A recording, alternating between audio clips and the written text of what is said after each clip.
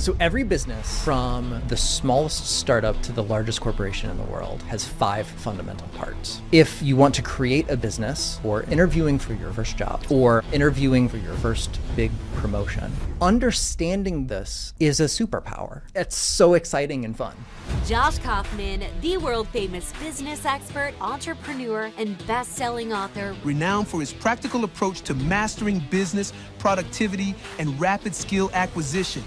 This is the foundation of every business plan that has or ever will exist. So step 1 is value creation. Find those important unmet needs and then focus on meeting those. Is this enough of a problem for you to pay money to solve it? How do you find out if there's a big enough market for your idea? The easiest, best thing to do is just Step 2 then. marketing. And humans have 5 drives. The drive to acquire, to bond, to learn, to feel, to defend.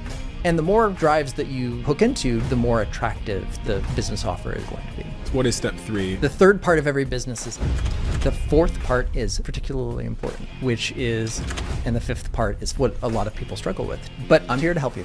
So the fifth part is, Josh, the narrative out in the market is you have to do 10,000 hours to learn anything. You're telling me it's actually 20 hours is the key. yes, for 40 minutes a day for about a month. So how do I do that then? The best way to approach this is to start with, that's the secret. Congratulations, Diary of a CEO gang. We've made some progress. 63% of you that listen to this podcast regularly don't subscribe, which is down from 69%. Our goal is 50%. So if you've ever liked any of the videos we've posted, if you like this channel, can you do me a quick favor and hit the subscribe button? It helps this channel more than you know, and the bigger the channel gets, as you've seen, the bigger the guests get. Thank you and enjoy this episode. Josh, why? Why did you write a book called The Personal MBA? It's a world-class business book that's sold almost 1 million copies so far. It's a real iconic book in the category, but why? Why did you feel compelled to write that book? Because I can tell by the thickness of it, it took you a long time. It did, yeah. So there must have been some sort of personal motivation that was pretty strong to write that book. Sure. A couple of things. Curiosity and persistence. And I was solving my own problem. So one of the things that happened is right after school, I got a job at a big company. And I was working with a lot of people who had just graduated from top 15 business programs. I got this job straight out of undergrad. I had no idea what I was doing. And I really wanted to learn, like, what are we doing here? What is business? How does it work? What's important to know? What's not important to know? And so one of the things that I tried to do with the Personal MBA, and one of the reasons, like how the project got started, was I figured that there was a book written by a business school professor in the 1950s or something. And I just needed to go out and find that book and read that book. And then I would understand the fundamentals. Then I would understand the basics of what it is that we're all doing here. And I looked and I looked and I read and I read and I couldn't find it. And so at a certain point, that I had essentially spent months reading, just going through category after category, just trying to understand for myself what businesses are, how businesses work. And at a certain point, I realized, like, this is important to me. And there's something that should exist in the world that for some reason doesn't exist in the world. And I think I need to be the person to make that, to do that. And so that's when the Personal MBA went from just this crazy side project that I did post undergrad into essentially a second full-time job, reading and research and trying to decide for myself, what are the critical parts of business? How do businesses work? How do they function? And then I decided to put that in a form that other people could read and benefit from as well. What is an MBA? Master's of Business Administration. It's a big degree. Actually, one of the most economically successful academic degrees that exists. Over the past several decades, growth in business master's programs worldwide has just exploded. And so for better or worse, when adults decide that they're interested in business, the first thing they do is go to Google or Amazon and they type in the letters MBA and they start looking for graduate business school programs. And I think that's a mistake. I think there's a reason that people want to learn business. There's a reason that people find this area of knowledge useful. And I don't necessarily think academia is the place to start. I think there's an enormous amount of business knowledge and skill that you can develop on your own by understanding the most important concepts around what businesses are and how they work, and using them in your day-to-day life, using it in the career that you already have, using it to start something new on your own. And just a few very simple, straightforward ideas go a very long way. And so my goal in writing the personal MBA was to explain business to someone who has no knowledge, no experience, no idea what's going on, start from absolute square zero, and explain all of the different parts of a business, how they work, how they interrelate to each other. And so you can take that knowledge and do good work, whatever it is that you do in your life or in your career. When you say do good work, we're talking Sure. about an outcome there. What kind of outcomes do you think, if someone's just clicked on this conversation now, and we're, with the knowledge that we're going to talk about this as well as other things, what do you think the outcome for them could be if they got access to the information that you put in this book, The Personal MBA, but also from listening to this conversation? Sure. So many of the readers of the Personal MBA over the years are early career professionals or just getting started in their career in some way, shape, or form. And I can't tell you the number of times that I've heard from someone who's like, I'm interviewing for my first job, or I am interviewing for my first big promotion. I actually have a friend who was in this position a couple of months ago. She's like, I'm a skilled professional. I've been working for a while. There's an opportunity to move into management here. And part of that interview is going to be, they're going to ask me like, how do we improve the business that we're in? She's like, I'm trained as an engineer. I don't know about any of this business stuff. And so there's a very simple way of understanding what a business is, what a business does, the primary parts that every single business has, and how those processes interrelate. And what that knowledge gets you is the ability to take a look at any existing business and understand it in a very deep and fundamental way. So you can take a complex organization, you can break it down into parts that are very simple, straightforward, easy to understand. And then you can take that knowledge to ask a series of very useful questions. How is this business creating value? How do they attract the attention of people who might want or need what this business provides? How do they convince people to pull out their wallet or checkbook or credit card and give the business money? How does the business deliver the value that it's promising to its paying customers? And then how is the business bringing in money? How's the business spending money? And is it bringing in more than it's spending? If not, there's a problem. And more importantly, is it enough? Is it enough to make all of the time and energy and effort that's being put into the business by the owner and the employees worthwhile? And that's the essence of finance. And so understanding business in this very systematic way is a superpower. It allows you to take a look at anything, like the businesses that are happening in the world all around us. It helps you understand them. If you want to create a business, this is the foundation of every business plan that has or ever will exist, because each of these parts is universal, essential, and fundamental. You have to answer these questions. And so by having this framework in your head, going back to my friend earlier, her prep for the interview was very simple.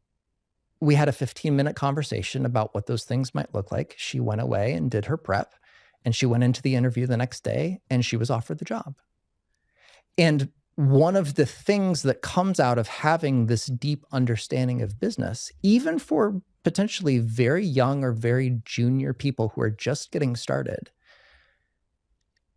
understanding these things being able to ask these questions, being able to know what's important and what's not, and think like an owner or an operator of the business is what the owners and operators and executives and managers are looking for in terms of people to hire, people to recruit, or people to start companies. And so the more you understand how all of this works at a deeply fundamental level, the more opportunities you're going to have. I think it's a skill that's essential for every person to know and be conversant.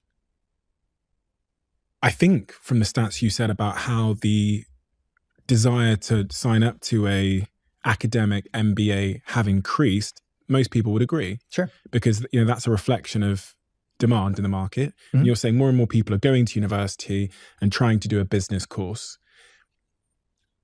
Are they being scammed? Because if you think about the promise they're signing up to, even through the lens that you've just described, they're being marketed something. Sure. Is that institution delivering the value that they're being marketed? I.e., I guess the promise is that you'll have a better career, you'll earn more money if I go to university and do a business degree. Is that being delivered? The answer to that is it depends. And it depends on what you want for yourself and your life. And so approximately 2/3 of business school graduates go into either management consulting or investment banking. The remainder of them, the vast majority, go into working for extremely large companies. And so if you want your life to look like that, then the promise that is very often delivered, but with business school programs, is you're essentially buying yourself a very expensive interview to have an opportunity at a company or a firm or an industry where that is the primary mode of getting into it. Now, the price of that interview can be very, very steep. And so the top 10 business schools, as we're talking right now, charge anywhere between $240,000 and $250,000 for a 2-year program. That's an enormous amount of money, and that's usually financed with debt. And so if you don't have for example, if you're not working for a company that is willing to sponsor your way through and pay the tuition costs, most of these degrees are financed with debt. And that debt is going to be with you regardless of whether or not you like your career, regardless of the economic situation that you graduate into, regardless of whether or not you get a job at the end of it. So you're taking on an enormous obligation, spending a lot of money, borrowing a lot of money, with a very unsure outcome at the end. Is there any correlation between getting an MBA and long-term career success? It's funny. This has been asked by very many people, and the answer is always no. So my two favorite studies here, Jeffrey Pfeffer and Christina Fong at Stanford University at the time, this was the early 2000s.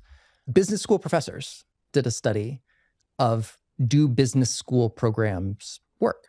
Because if they did, you would expect to see more successful executives, professionals having business school degrees. And what they found is no, it makes absolutely no difference. And my favorite quote was by the lead author, Jeffrey Pfeffer. It was like, if you are good enough to get in, you are good enough to do well regardless. It's a credentialing system. It's a pre-selection. But really, like, the people who make things happen in business are people, individuals with skills and abilities and the curiosity and the drive to make things happen.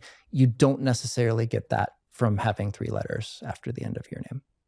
There's going to be so many people that are listening that want to start their own businesses. They're probably currently in a corporate job right now, and they're thinking, gosh, I have this idea, I'd love to give it a go, but something is holding them in place. And from reading your book, it's the first thing that tends to hold people in place is just their belief that business is complicated. Yeah. From everything you've come to learn and all the testimonials you've had, do you agree with that belief that business is complicated? And or how difficult do you think it is for the average person with an idea to go from working in a job to earning, I don't know, $10,000 a month running their own business? Do you think that's achievable for most people? I think it is achievable for most people. Yeah. And I think business is complex in the sense of there are many moving parts. It's not just one thing. There are interrelatednesses that you need to understand. It's not complicated in the sense of the most important ideas, principles, things to do, things to understand are not all that difficult when it gets down to it.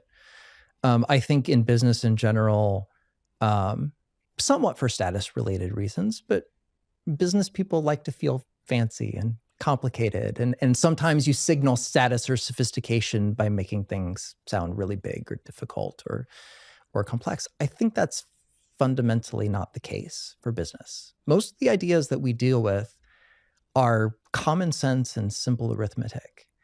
And so we do need to grapple with the complexities of the world because, as we were talking earlier, every business has these 5 major interrelated parts. We need to understand how those work. Businesses are created by people for the benefit of other people. And so we need to understand human psychology, both our psychology and the psychology of the people we interact with, relate to, whether that's customers or employees, contractors, the other people in our world. And then there are certain parts about how the world works, system and process, how things tend to interact with each other. That's very valuable and important to know. But again, complex, not complicated. And I think there's a lot of, for the person who wants to start a new business, a lot of it comes down to answering those fundamental questions. How are you going to create value that someone else in the world wants or needs? Okay, so let's start. So typically when I do these podcasts, I try and navigate the journey, right? I try and figure out where to start. But this is going to be the first time I actually ask you, if I am that person who has an idea in my head, or maybe I've got, I'm off to the races with an idea. I've got I don't know, I'm going to launch a business that sells candles. Mm-hmm. Okay. Sure. I think I can make candles that smell amazing. So what's the first of those sort of levers or principles I need to think about when I'm designing my business, thinking about my business, thinking about making a business plan? What is step 1 in that journey? Yeah. Step 1 is the value creation component, which is, it sounds like in this particular example, the candles are the type of value that would be created. And then the relevant question there is, why do people buy candles? What are they looking for? When somebody goes out and they say, you know what, I would really like to have a candle right now. What do they want? What do they need? What are they looking for? They want them to smell nice. Exactly. Okay, so perfect. They want them to look nice. Yeah. They want them to not be a ripoff, so they want them to be cheap, that's me guessing. They want them to last a long time, I guess. Sure. Yep. Last a long time. Okay. And so this is a really interesting thing. A lot of the things around value creation come down to making trade-offs between competing priorities. And so the perfect product or the perfect offering would deliver every single thing that the customer would like, and it would be free. Yeah. And so a lot of the early stage value creation process is like, okay, we've identified some areas, like things that people are looking for, things that people want.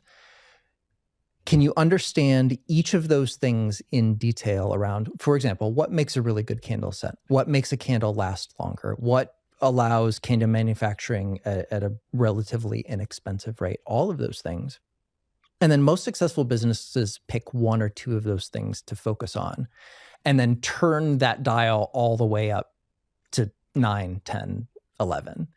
And so, for example, you might be able to make the best smelling, longest lasting candle using some complex chemistry, manufacturing process, whatever. Mm-hmm. That might be very expensive to do. So the price of the candle might be higher than you otherwise would like it to be. Or you could go the other direction. Let's make the cheapest, most ubiquitous candles ever, but then let's focus on the distribution end of things to have candles in more places. And so you start, this was something that I learned how to do very early in my career. I worked for a consumer goods manufacturer big company called Procter & Gamble. Who make everything, by the way, if people don't know what Everything. There's probably 10 things in this room that Procter & Gamble made. Yeah. Toothpaste, laundry detergent, all of that. I worked on the home side. And one of the things that I took away was every once in a while you'll read in like the Wall Street Journal, New York Times, whatever, about the crazy lengths that consumer goods researchers will go to figure out how people use like paper towels or something like that. I got to be one of those people for a couple of years, and it was fascinating. I've watched so many people clean their kitchens, and there's a certain amount of like the value creation process that is psychology and anthropology of just going out into the world with your eyes wide open, noticing what people do, asking questions, noticing subtle things that they might not even pick up on. And then if you do more formal research, you can start asking people to make explicit trade-offs between options.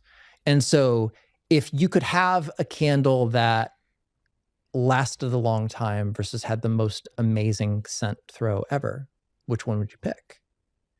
And you can start to kind of navigate the space of possible solutions in that particular category by talking to people who buy candles, because you don't want to ask a random person on the street. You want to talk to people who will actually purchase the things that you're creating. But by paying attention and by asking questions and starting to get a feel for how the people who are making these buying decisions actually navigate the process of narrowing down options to make a decision, that's where you find sometimes the very tiny things that make an enormous difference. That's where you find the places to innovate, right? Yeah. But people don't know what they want, right? So you've got to be careful, because if you give people a survey on candles, Exactly. they might tell you something, but they might buy, there's this sort of detachment between what we think we want and how we spend our money. Totally. Which can cause people, because I'm on Dragon's Den, so I'm halfway through filming at the moment. So I've had 50 pitches so far. And one of the most popular phrases I hear as a dragon on Dragon's Den, which is like Shark Tank in the US and around the world, is I have this idea. My friends and my mum have told me it's great, and they'd definitely buy one. And here it is. And I go, that means fucking nothing. It means absolutely nothing. Yeah. And a lot of people pursue ideas. They quit their career. They spend years pursuing this thing that their 7 best friends and their mum said they would buy. And they gave it to their friend and their mum, and their friend and mum used it and said they liked it. Yeah. The best way to get around that, ask for early pre-orders. Ask people to lay down money on the idea. So this is part of how Kickstarter started, right? Here's an idea, here's a concept, here's exactly what you're going to get. Please enter your credit card details. Because it's that act. It's the raising your hand, wallet, checkbook, credit card, and saying, yes, I'll take one. That's the signal that you're looking forward for. And that can be everything from, Kickstarter on the consumer side to letters of intent on the mid to large size company side. Yes, if you build this software system, we will sign up for an engagement at X price for X term. So finding that buying signal is really important. And then going back to your comment earlier about noticing the subtle things, people's behavior says a lot more than people's words. And so if there's a conflict between what people are saying and what people are doing, focus on what they're doing all the time. One of my favorite stories coming out of the consumer research department at Procter & Gamble was there was a researcher in a lady's home one afternoon, and they were just watching her do her laundry. And this was back in the days of powdered laundry detergent. So, you have the box of powder, you have the scoop, put it in. And so the lady turned on her washer and just stood there for like 15, 20 seconds, doing nothing, just like waiting. And the researcher was just watching. And then at a certain point, she's like, what are you doing? She's like, oh, I'm waiting for the tub to fill up. Well, why are you doing that? It's like, well, if there's not water in the bottom, when I put the powdered laundry detergent in, it's not going to dissolve properly. So you've got to wait for the tub to fill up a little bit, and then you put the powder in, and you swish it around the bottom of the basin with your hand so it dissolves all the way, and then you put the clothes in. And so the researcher took this back to the research department, and all the chemists are just like, this is dumb. We have science, we have data that says, no, our detergent dissolves completely. This is a non-issue. And the consumer researchers are like, no, this is a psychological need. There's a bit of reassurance here that people don't have. How can we give that to them? And the answer to that was the invention of liquid laundry detergent, which is now a multi-billion-dollar a year product category. And it didn't come from a physical need. It came from an unmet psychological need. And I just love that because I remember growing up watching my grandmother do laundry, and she did the exact same thing for the exact same reasons. And it's sometimes those subtle things. So for example, going back to our candles, one of the things that just by pure coincidence I was involved in when I worked at P&G was scent research. So the scent of a cleaning product, like there's a lot of psychology, there's a lot of science that goes into that. And there's a difference in how something smells. For example, when you take a cap off of a bottle of something and sniff it, smells different than if you, for example, a cleaning product, you pour it into a bucket and dilute it with water and you mop your floor. And so those things make an enormous difference. Like, how is the product going to be used? And in the case of candles, one of the things that people pay very close attention to is the smell of a candle while it's burning and the smell of a candle when it's not burning. And there's a whole category of candle purchasers who will buy a candle based on what's called cold throw. How much does it smell when it's just sitting on the middle of your table, not burning, not doing anything? And so those are the little bits, like if you pay close enough attention, if you focus on the right things, the subtle things that people are either saying or not saying, you can find those very important unmet needs and then focus on meeting those. And that's the making of a product or an offer that has legs to it. So interesting, because we all walk around, that thing you were saying about the powdered laundry detergent, that was 100% me. I was too young to be messing around with the washing machine, but whenever I had like my shop, my parents were out, I'd pour all the powder in into the little tray, and then I would like swish it around with my finger. I'd get water from the sink above and pour it in there to try and dissolve the powder with my finger. So I was doing that as well. And I was thinking as you were saying that, you know, we all walk around with the same kind of set of psychological biases.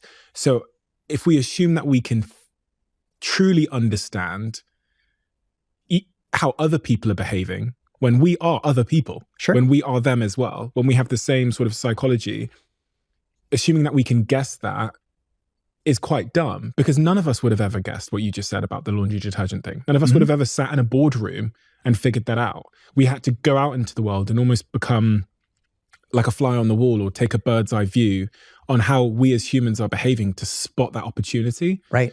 And I was thinking, you know, there's so many people that are maybe have business ideas now, or are thinking of a business idea, but there's just gaping opportunity in observing the world objectively and seeing how people are doing what they're doing and why they're doing what they're doing.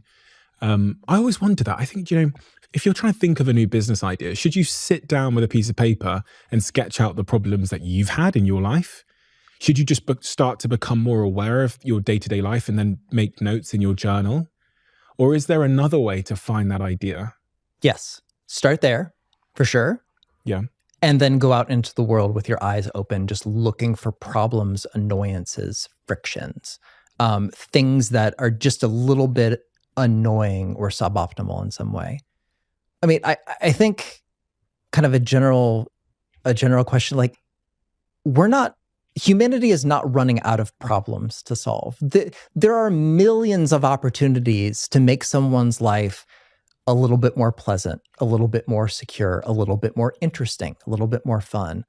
And so I think there's a lot of magic to be had in just going out into the world and having experiences in the world with other people and just noticing in a way that you've never noticed before of, oh, there's something there that's a little bit higher friction than it otherwise could be. I mean, this was kind of the genesis of like Amazon Prime. How can we make it as easy as possible for someone to click a button and something magically arrives on your doorstep within 24 to 48 hours? How can we make just this opportunity a little bit more fun or different or interesting? This is where, like, over the past 20 years in consumer goods, packaging design has come a long way. Because if you can grab someone's attention and give them a little bit of a pleasant experience while they're walking around shopping, that's a good thing. It moves an enormous amount of product, and it's something that you have to plan for from the very beginning stages, but it makes a huge difference. It's so interesting because I was just thinking as you're saying that, I was thinking, what is an annoyance or a frustration that I just live with that I've kind of just assumed is the way of the world and it's just the way it is? And one sprung to mind that's very close to home in every sense of the word. We've been doing this podcast a long time, a couple of years now, 3-4 years now. And every single time before we start the podcast, Jack will walk in and Jack will say to the guest, please don't bang on the table, because if you bang on the table, it comes through the mic. We've been saying it for years. We haven't figured out how to solve the problem yet. So if there's anybody out there. But I was thinking, do you know what? What an entrepreneur would do, if there was any in this fucking room, we would make our own mic. We would solve the problem. We could probably solve, but we kind of just assume that someone else will solve it, or it's just the way of the world. And I say this because we could have probably fixed this. We've been very busy, but we could have probably made a new mic with a new bass that suspends the mic so the vibrations don't go through. But I say this because everybody in their lives has those frustrations. Absolutely. Things they're just living with, and they're kind of assuming that someone else is going to solve it, or it's just the way the world is. Yeah. Sorry, Jack. We can't hear you, Jack. Jack's defending himself from the corner. Sure. Yeah.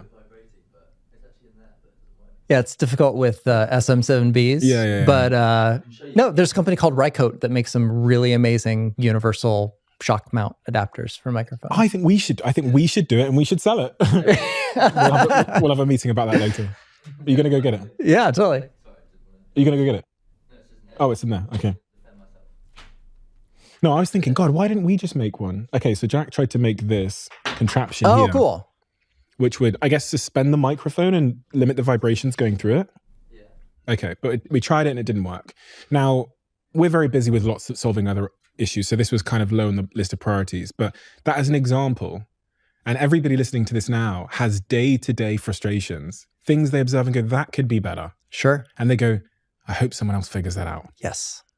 And that's the entrepreneur that's going to make the millions. Yeah, and the difference between entrepreneurs and non-entrepreneurs is the entrepreneur says, and I'm going to be the one that solves that problem. And then what happens? It depends on the idea. So, for example, like a manufacturing idea, like this is where we start getting into the different types of businesses, whether you're building a product or building a service, some sort of shared resource, membership. I talk about 12 different forms of value in the personal MBA. So the instantiation of the idea really depends on the form of which you're going to deliver it to the end result. But like a lot of times, the early stages are prototyping, finding people who might benefit from this thing, getting their input, advice, perspective. And that gives you the information that you need to either continue going down that path, or sometimes the information is, yeah, this is something that could potentially be a really good idea, but is not going to be a viable business for whatever reason. And so some of those early stages of entrepreneurship are very focused on what is this? How might it work? Can we sketch it out in enough detail to know what questions we need to answer next in order to figure out, like, what are the critical assumptions? Can we meet those critical assumptions to make a viable business? If so, yes, let's move on to the next step. If not, let's discard it and go on to the next. So when we think about this microphone challenge we've had, one of the critical assumptions we're making is that it can be solved. Sure. Is that there's some way to kind of insulate the microphone from the vibrations of the table at some point as those vibrations travel up. And I can see in this quite cool contraption, actually, we've used rubber here. Yeah. Assuming that if we suspend it with rubber there, I'm guessing this is Jack's invention. I guess it's yours or someone else's. Is it your invention? Yeah, I got someone else to make it for me. But it's a cool idea. Yeah, it is. It now. That's an assumption we've made. Mm-hmm. I'm guessing it failed. It failed? Yeah, I think the rubber needs to be elastic. Okay. And the mic's too heavy to hold the elastic. Yes. Okay, so these are the assumptions you're talking about. Yes. And there's also, in this specific example, it's something that will serve the need with this particular microphone. And so, for example, you might be able to solve the problem in a very straightforward way by changing to a different microphone that has different options available. So a lot of it just depends on the constraints that you're dealing with. And this is the early stages of figuring out how to give value to the end consumer. This is the sort of iterative, experimental, failure-ridden process. Yes. Which everyone has to go through. And I think this is important to highlight because what often will happen is people will take the first pop at it. I know we've been taking many pops, but just for the sake of this conversation, they'll take the first pop at it. It won't work. Then they'll concede. Uh-huh. Yep. When it's in a lot of it comes down to how big is this problem? How urgent is it? How many people need something like this? So this is where you get into like the standard supply and demand sort of economic consideration. Is this a need that only you have, or is this a need that many, many people have? And how big of a need is this? Is this something that, for example, high-profile podcasters will pay thousands of dollars to solve, or is this something that affects only a subsegment of people and is not valuable enough to bother with or to invest a lot of time and energy researching, finding a solution for? How do you find out if there's a big enough market for your idea? That's where you talk to people, and this is where value creation and marketing tend to intersect. And so it's, can you identify people out in the world who have a very similar problem, set of things that they're thinking about, set of questions that they're trying to answer. And the more of those people you can identify, and the more urgent and pressing the need is, that's the first thing that you need to look for in terms of identifying viable markets. So they tell me that they want it. I go out there, I speak to people, they all tell me that they want it. Mm-hmm. But that's not enough, right? Ask them to place a pre-order. That's the step 2. Okay. So it's not, the question isn't, do you want it? Is this enough of a problem for you to pay money to solve it? There's a guy, Desk Trainer, who founded Intercom, has a saying I just love. He's like, show me a credit card that has been swiped to solve this problem, and I will concede that the problem is real. And so you're really looking for, like, is this big enough, important enough? Are people spending money to solve this particular need? If so, that's a really great sign you're on the right track. Okay, so what I'm going to do then is before we spend a lot of money in building out this new microphone system, we're going to put up a waiting list for other podcasters. We're going to see how many of them swipe to pre-order it. Yep. And then if we get, I don't know, a couple of hundred, a couple of thousand, probably a couple of hundred swipes with their credit cards to pre-order this thing, even though we haven't built it yet, then we're going to invest in building it. Yep. Does that make sense? It does. And then you do a short run to mitigate your risk first. Okay. You get your initial feedback from your first run of customers. They will have opinions about what works and what doesn't. Mm-hmm. And then if that is enough, that's when you start small, and then you work up to larger and larger batches of production. Because what's happening a lot out there with aspiring entrepreneurs is they're spending 2 to 3 years building their company, and it's all leading up to this launch day where everything's riding on this big launch day. They've raised, I don't know, $70,000 for their whatever. Sure. Why is that the wrong approach to take? I think there's a difference between doing business and playing business. It's like people who get really, really excited if I'm going to start a company. And so the first thing I need to do is pick a logo and buy my business cards. Like that's the signaling parts of business. It's playing a role where the actual doing of the business is the value creation, marketing, sales, value delivery, finance. And so the more you can skip all the early stuff, get to the core of what is going to make the business succeed or fail, figure that out as quickly as possible, and then get on with it, then you're going to have more than enough time and money to have fancy business cards and like do that bit. But yeah, it really is like at the idea validation stage, it's how can you ask enough people who might be in the market to spend money to solve this particular problem? How can you get something valuable in front of them as quickly as possible? What would that look like? And how can you do that, particularly early on if you don't have a lot of funding, in a way that minimizes time and finance? Because the worst possible way to go about things is raise millions of dollars of venture capital and build out this whole thing only to have no one buy it at the end.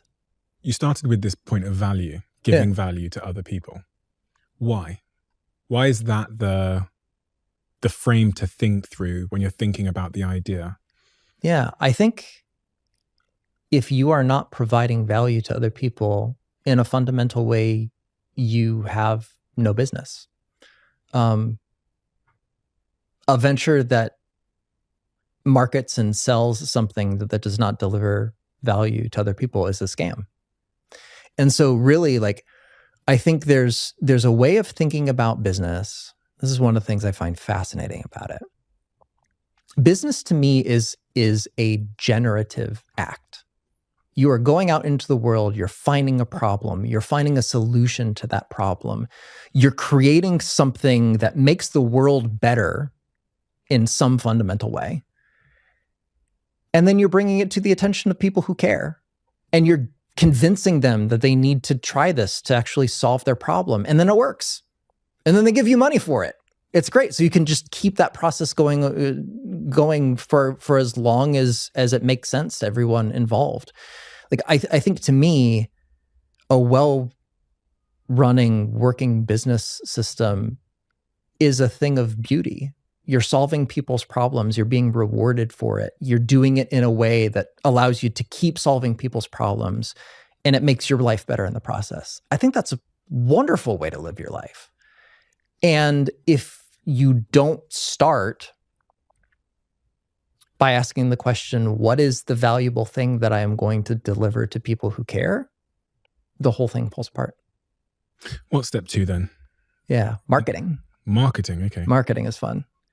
Yeah, marketing is just who might be interested in this thing.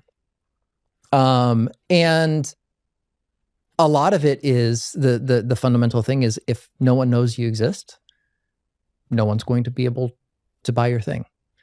And so marketing is the process of attracting the attention of people who might be interested in the value that you're creating.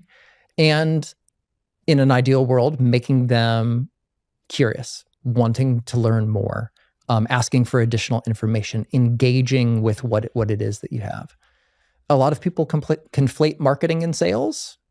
To me, they're distinct processes. So marketing is the attracting attention and generating interest. And then sales is the process of convincing someone to buy and then getting them set up as a customer. And a lot of marketing comes down to what is it exactly that you're trying to gather attention for? And where do those people generally hang out? What are they curious about? What are they already paying attention to? What can you take advantage of or dovetail into in order to attract someone's attention at the right moment, at the right time, and make them aware that you have something that could benefit their life. Here's what it is. Here's how you can benefit from it. To be great at marketing, do you think we need to understand the underlying psychological sort of core motivations of humans? Oh, absolutely. Yeah. And do you know what those are? Yeah. There was a really great book about this published years ago called Drive by Paul Lawrence and Noria, who I think at the time was the dean of Harvard Business School. And they argued that humans have 4 fundamental drives. And if I can remember them off the top of my head, the drive to acquire, the drive to bond, the drive to learn, and the drive to defend. Is there a fifth? The drive to feel? The drive to feel is my addition to this particular. Addition. Yeah. Okay. So yeah, and to me, like, so the drive to acquire, let's go out and buy products, enhance my career, things like that. The drive to learn, gather knowledge, understand the world. The drive to bond, relationships, experiences. The drive to defend, let's protect myself, home security systems, all that thing. And for me, like, entertainment is very much a drive to feel. We don't go to the movies to do any of those previous four things. We go to the movies to have an experience, to feel emotions. And so to me, the vast majority of offers in the market are designed to hook into or to take advantage of one of those 5 core human drives. And the more drives that you hook into, generally, the more attractive the business offer is going to be. And so you could make a pretty straightforward argument that one of the reasons that social media has become so popular over the last decade is because it hooks into at least 4 out of 5 of these drives, potentially all 5. So give me an example of a business and the drives that it's kind of playing to in its marketing strategy. So if we think about Nike, maybe? Sure. Yeah. So the drive to acquire is straightforward. I need to put things on my feet. Like, shoes are great. Mm-hmm. But it's also status. It is status. So I would say there can be like the acquiring status drive. There can also be very much like in-group, out-group dynamics are a form of bonding, right? I'm the type of person who identify or who will wear this sort of thing.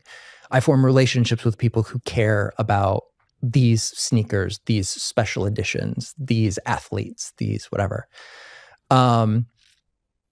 Less learning, less defending. Feeling can very much be a part of a product experience. Like, people who strongly identify with certain brands, certain lifestyles, certain ways of being in the world. Like, when you put on something that makes you feel good, there can be an emotional component to that experience that's very, very strong. It's interesting because I was thinking about Apple as well through that lens. Apple's a great example, obviously. So if we think about the drive to acquire, very much a status product, and it always has been. To bond, again, much of their advertising is about connecting people and connection. Learn, again, much of their marketing is about the fact that you can learn on these devices, like the iPad, for example. Defend, they talk about how encryption a lot and safety. A huge focus on security and privacy right now for that reason. Yeah. The drive to feel. I guess most of their marketing, when I think about the Vision Pro, where they weirdly show like the dad and his kids, and he's got this massive headset on, I guess that was an attempt to arouse emotion.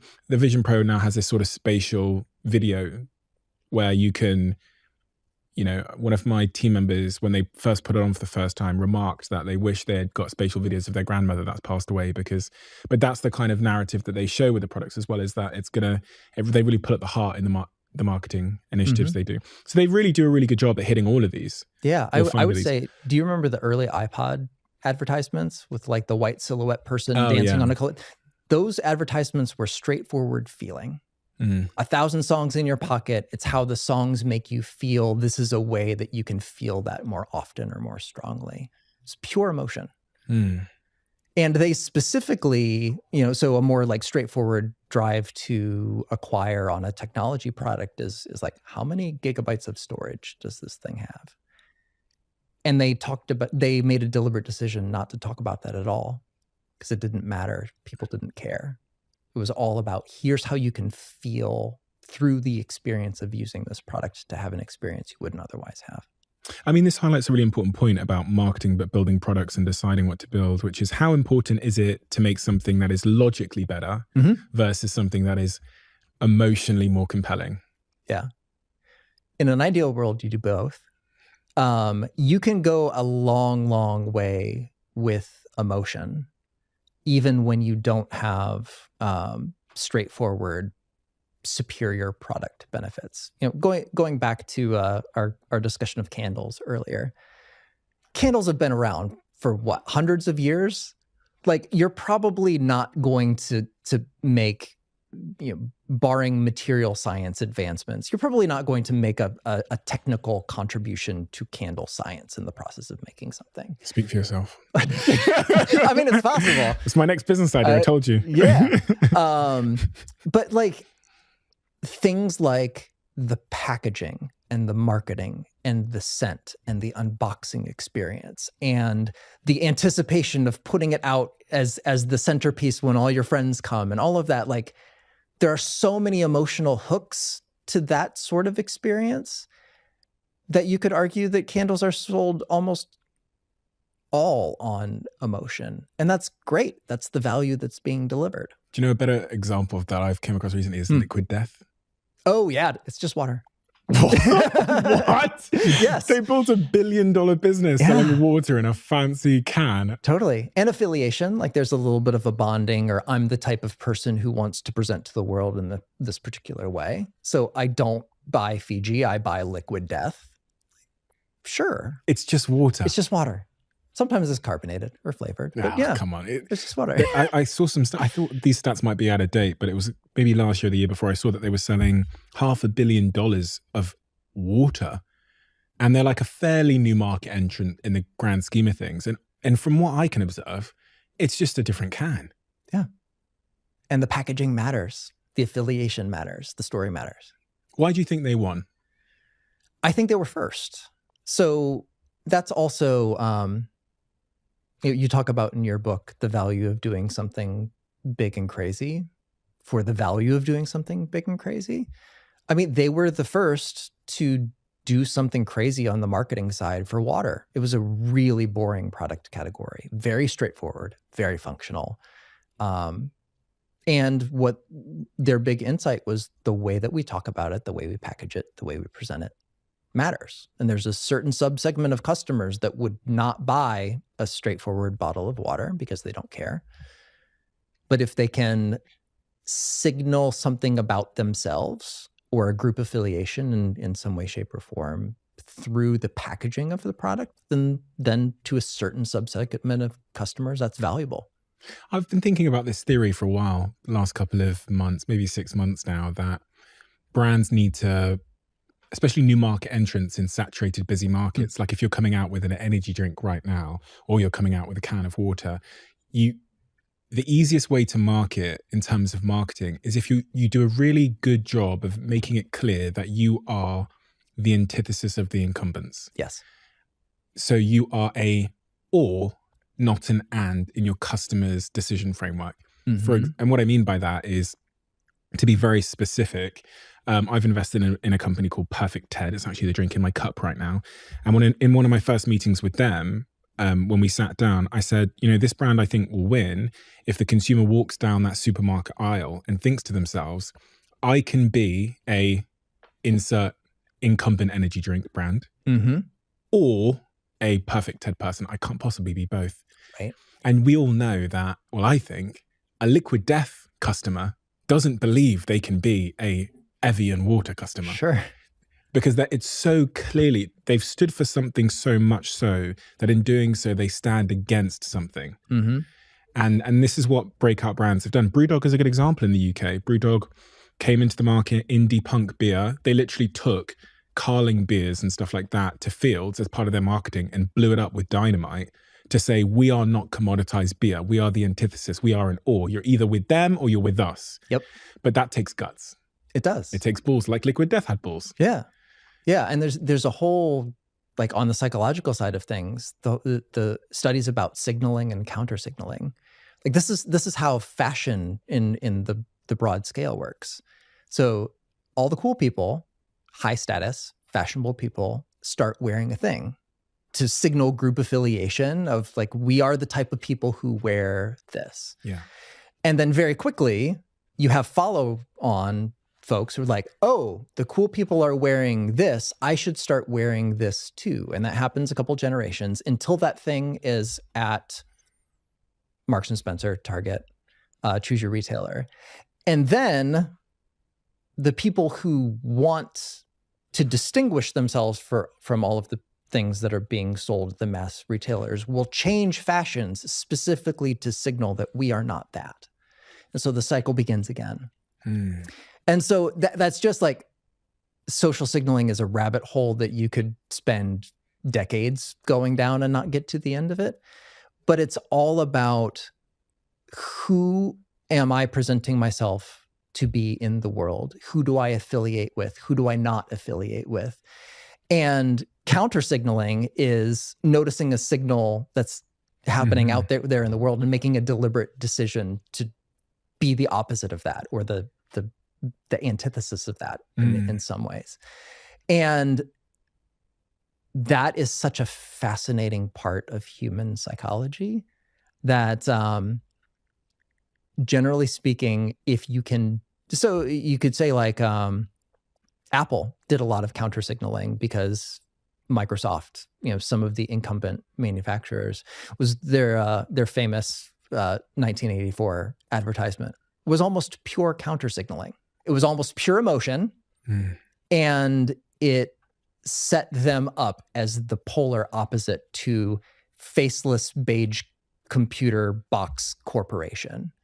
And so, yeah, like if there's something that is the prevailing trend in a certain industry, it can often pay to, in the anthropological sense, take a step back, notice what's going on. Here's the signal that's being sent, and then make a deliberate decision to be the polar opposite of that. It takes guts though, because there's no blueprint for the opposite. Yeah, and you stand out. Yeah, which is great. You get attacked. Yeah, I mean that's the benefit of controversy too. So controversy can be a wonderful marketing tactic if you use it responsibly. And so you don't necessarily want to turn your business into a soap opera, but by deliberately courting a certain amount of controversy focused on the benefits or the features, you can attract a lot of attention that way. And that's what I mean by the Brewdog example, where they took their competitors' beer to a field and blew it up with dynamite. Sure. And said, "We are not commoditized beer." They got destroyed. They got attacked so much. But the controversy is energy, and it's making people make a decision. Exactly. And that results in what became a multi-billion-dollar indie beer brand with a fraction of the marketing budget, but also that had been around a fraction of the time versus the incumbents. It's really interesting. Jane Waring was on the podcast. She's the founder of Dermalogica, and she said the same thing to me. She said, she's built this global beauty brand. She goes, we need to piss off the 80% to get to the 20%. Absolutely. She goes, we don't need everybody to like us. That's not a brand. Exactly. A brand makes you feel something. Yep. But most people that are struggling right now with marketing, I think much of the reason they are struggling is because they are vanilla wallpaper. Yeah.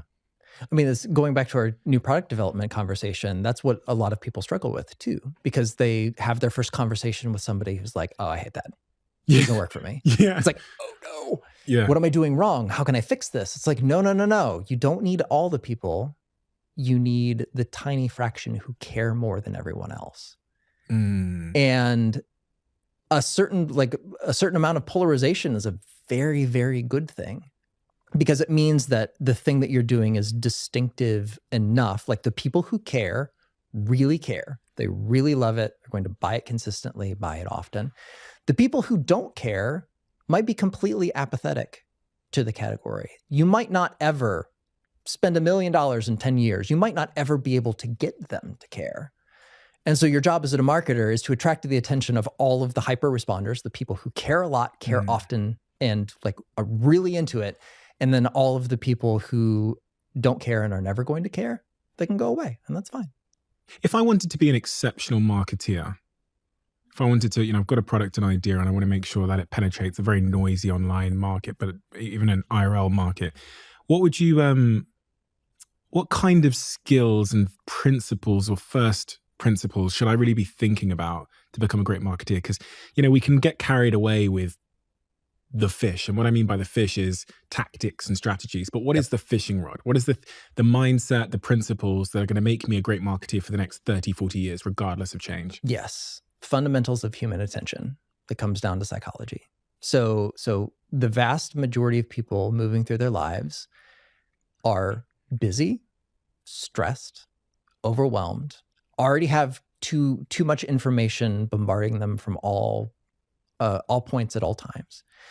And so figuring out, I think this is a story you tell in your book, actually. So Jenny on the side of the road, who's broken down, having the worst day of her entire life.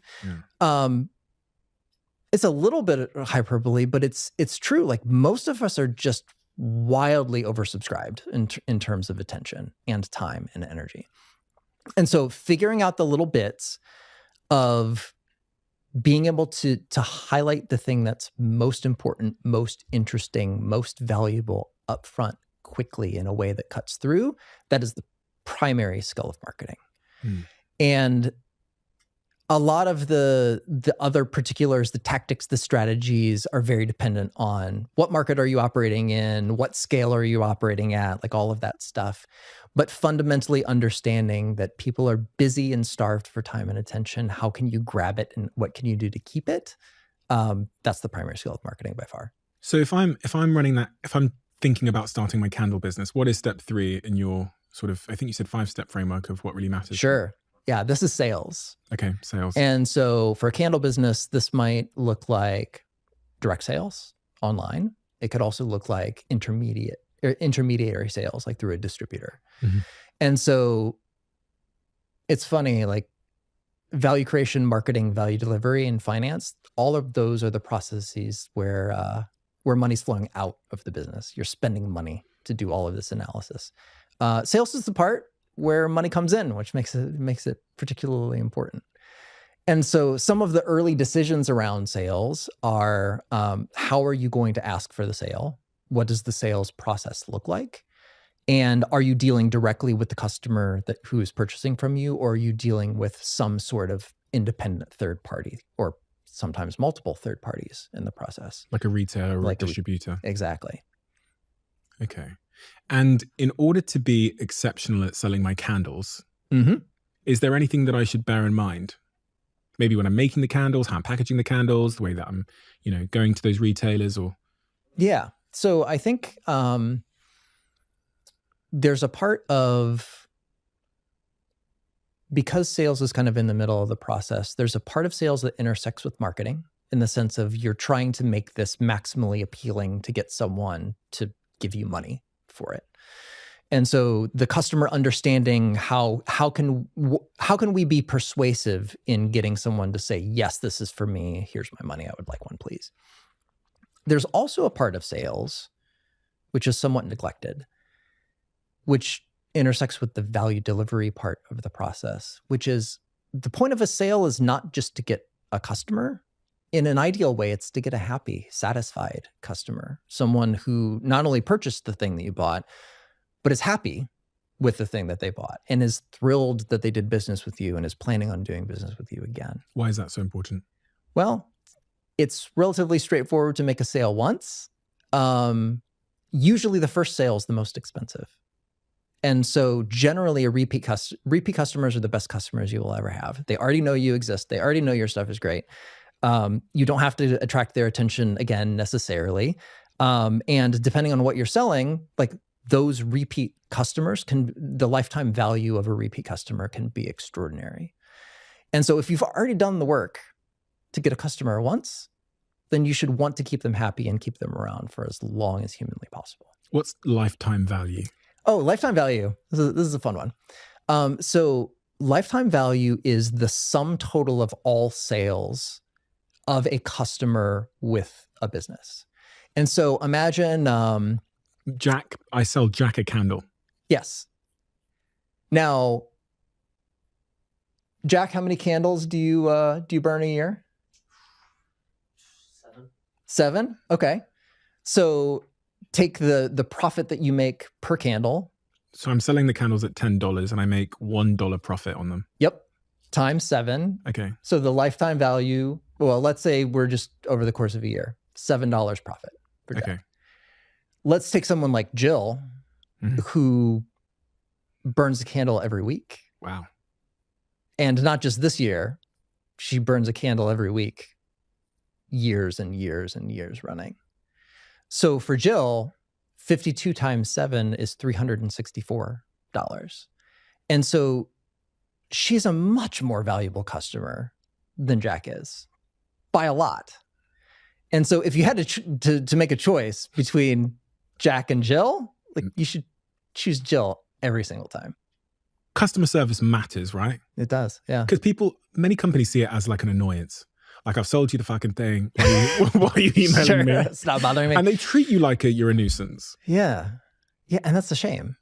Because really, like, those happy repeat customers are not just like your high lifetime value customers, the customers that will stick with you, keep spending money with you. They're also a primary source of marketing. Like, word of mouth marketing is all happy customers telling other people who might benefit from your product that, hey, here's this wonderful thing. You should probably check it out. And so, yeah, like things like post-sale support, sometimes customer reactivation. So like to your point earlier, it's a very straightforward marketing technique called reactivation.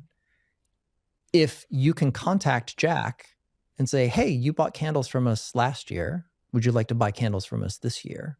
And get him to pick up just a couple more candles. Like, the cost of that promotion is potentially very small. You already know he exists. You already know that he's purchased. Can you just get him to do that again? Those are some of the most effective marketing sales campaigns that you can possibly run. But it also requires that they had a good experience with whatever it is that you're offering in the first place. Is there like a sales equation of sorts? Is there like when I'm thinking about how to close a deal, how to sell that candle, is there a skill set or a framework or a model that I should be thinking through when I'm trying to sell it to Jack or Jill? There are many, many frameworks. I think the biggest, most popular one, which a lot of people get stuck on, is the whole features versus benefits conversation. And so, in the context of candles, a features conversation would be is this candle is made from 100% soy wax.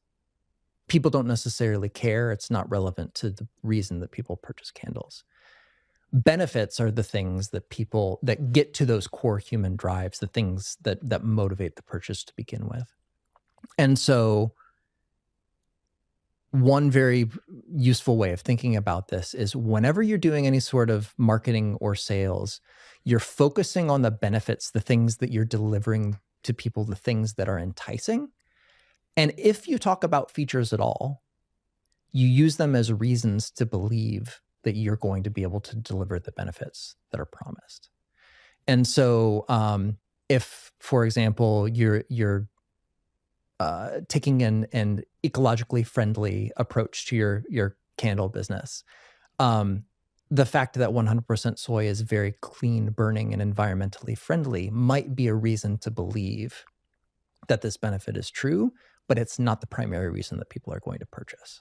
Interesting. And a lot of people, I guess, are making the mistake of focusing on the features of their product. Yeah, this is the difference between an iPod has a 1 gigabyte hard drive and 1,000 songs in your pocket.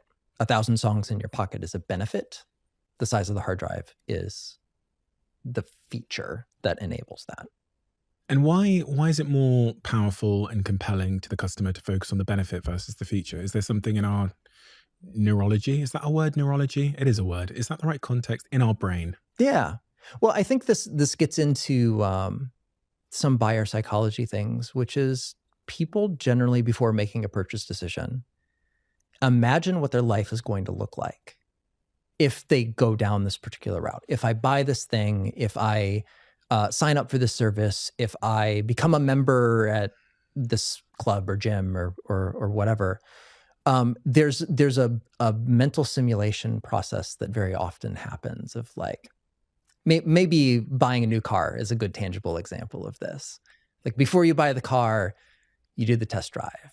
And you imagine like, what would my life be like if I was driving this every day? If I pull this into my driveway, what are the neighbors are they gonna look at me? Gonna think I'm cool? You know, like there's this like, with a little bit of information, our brains can kind of extrapolate or start to predict what is likely to happen out into the future to a certain extent. And this is, you know, to some of the things you talk about in your book about storytelling. This is why stories work for marketing and sales, It helps people engage that part of their brain that can simulate a potential future that looks and feels really great and start to anticipate it, get excited about it.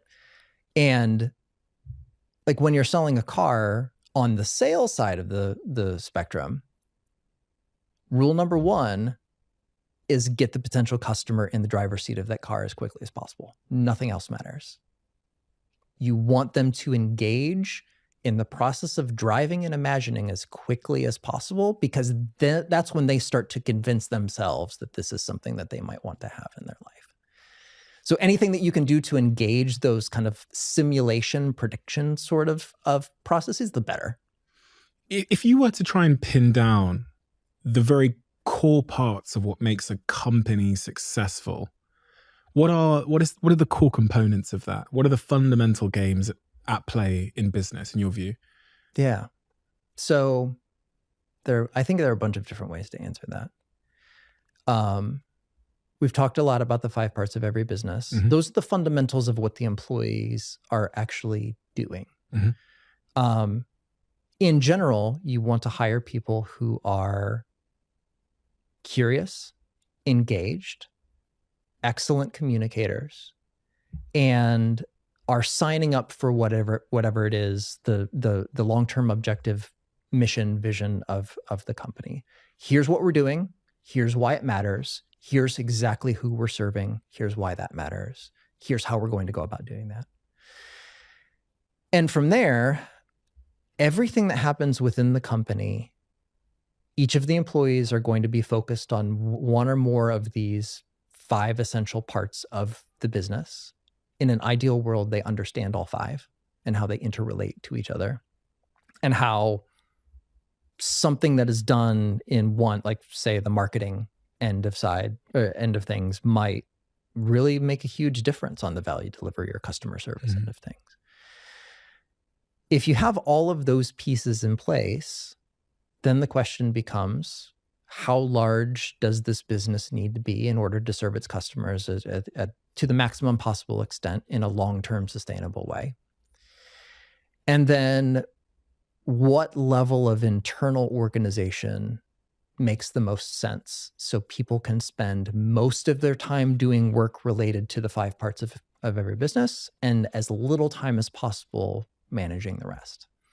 And so this is kind of the flip side of some of the common failure cases of bureaucracy, paperwork, busy work, all of these things. What level of management do you need?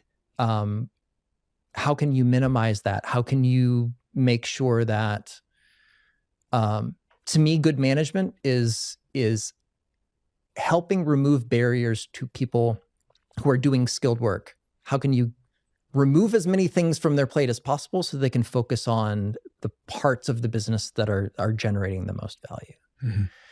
And so there's a lot, I think this was the founder of Southwest Airlines, Herb Keller. It's like hire for attitude, train for skill. I think there's a lot to be said for that.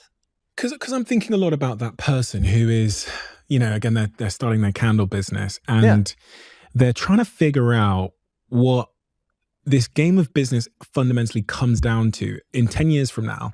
Is it how smart I am? Is it how good I am at assembling a group of smart people? Is it culture? Is it the vision I set? Is it the product I build? Is it all of these things? But if we just start with hiring then, because this is, in my experience, where people often succeed and fail, and often where a lot of their biases show up that they don't even know about. Sure. How important is hiring to building a great business and becoming a successful entrepreneur? Complicated answer to that. Okay. So it can be more or less important depending on exactly what you're offering. I'm offering candles. You're offering candles. Yeah. So to me, like, making some assumptions, if you're selling candles direct on the internet with a small distribution center and mostly online advertising, your team is probably going to be relatively small. And that can be a really good thing. If you're selling candles in distribution and tooling up a manufacturing line and going off and calling on all these large customers and potentially producing mass market candles. It's a very different business operation. And so there's a lot of like understanding the necessities of the game that you're playing and then matching your hiring exactly to what those needs are, but not more. I think about, when I was thinking about this candle business that I'm hypothetically going to launch, one of the things that might stop me from launching a candle business, as it does for many people, is that there are already lots of fucking candles. And in every industry, you know, when I hear entrepreneurs or I hear sofapreneurs, which is someone who's got an idea on the sofa, one of the reasons they'll give as to why they've not started the business is because they've done some market research and they've discovered there is already someone solving that problem. And then they go, no, there's no money to be made there. What role does competition play in this whole picture? Is competition a bad thing, a good thing, a signal that I shouldn't? Yeah. There's something really fun here. I talk about it in the book. I call it the iron law of the market, which is a way of saying that markets that don't exist don't care how smart you are. There's a Mark Andreessen quote from way back in his Netscape days. And it's the whole idea, like, it's actually a really good thing that there are a bunch of people selling candles in the market, because that means that there's a large market of people who are willing and able to buy candles. It validates the need. It validates the existence of the market in the first place. The markets you need to be really careful about are the brand new to the, nobody has ever seen anything like this on the face of the earth. Because not only do you need to educate and convince people, you have no idea whether people will purchase this thing that you've made. This is a story that I tell in the book. Dean Kamen, like prolific inventor. This was the development of the Segway, the balancing scooter thing. Yeah. I remember, I think this was a Time magazine article, something like that. It was like, this is the mystery invention. We're not going to talk about it yet. The mystery invention that is going to change the way that cities are planned. The hype for it was absolutely extreme. And when it came out, it turned out that people didn't want to buy a $10,000 alternative to walking or riding a bike. And so it's like, those like, nobody's ever done this before can actually be in a weird way a bad sign. You want something that like the market exists, the need is there, people are excited about it, people are looking for solutions. And then, like Liquid Death, if you can come in and do it in a fundamentally different way that grabs a lot of attention, it's a really, really great promising sign. But if it's completely brand new, that's more of a warning sign than many of the sofapreneurs would chalk it up to be. So how should we treat competitors then? If I've got a competitor, should I attack them? Should I block them? What should I do? First, learn from them. Buy from them. Become their customer. Learn as much as you can about what they do, how they do it. Customers can be a wonderful source of market research around what's happening in a category, what's important, what's not, what was your experience. Competitors. Yeah, totally. If you're starting a candle company, go out and buy all the candles, burn them all, smell them all, burn them all, line your, like buy a bookshelf and fill it with candles. Why? Because you can learn so much about how people do things. Look at their labeling, deconstruct their packaging, look at their price points. Where are they selling? How are they doing their online advertising? And the wonderful thing is, aside from your time and maybe a little bit of budget, all that market research is free. You just get to go out and learn from what people are doing, and then combine that with your own research, going out and talking to customers on your own, having your own experiences, your own ideas. And that's where you get your unique take, your taste, your twist on that particular way of doing things. What else do I need to be thinking about? So I've done my market research in the candle business. We've got the marketing done. I understand the sort of sales framework that I should be thinking through. I've bought every candle in the market now. Is there anything else that is really important to be thinking about as I go forward and launch this company? Oh yeah, we haven't talked about dollars and cents at all yet. Dollars and cents. Yeah, finance. Okay. So, as you're doing so development takes money, making product requires money, customer service requires money, manufacture, like all of these, you're spending a bunch of money making this product. You have, at this point, since this is a startup, you have a price that you think is supportable. Hopefully you're collecting pre-orders, you're getting some market information about like how much you potentially be able to make here. Financial analysis is the part where you're taking a look at all of these decisions and trade-offs that you've been making. Where am I spending? How much? If I have to make a choice between A or B, which one am I going to make? And then the finance is basically just a systematic way of making decisions around monetary considerations. In the case of a manufacturing business, you might have raised some early capital, friends, family, loans, investors, credit cards, whatever. How much do you have at your disposal? How much runway do you have? If you've hired people, how many months do you have left before you really need to be bringing in more than your outflows, or else you're going to be in trouble very quickly? I've got a corporate job and I've got $2,000 of savings. Yeah. Okay. So relatively small. So then like the financial decision making might be how many candles, if I make a small batch, like maybe of that $2,000, how much am I going to allocate to making the actual physical product, packaging, shipping, distribution?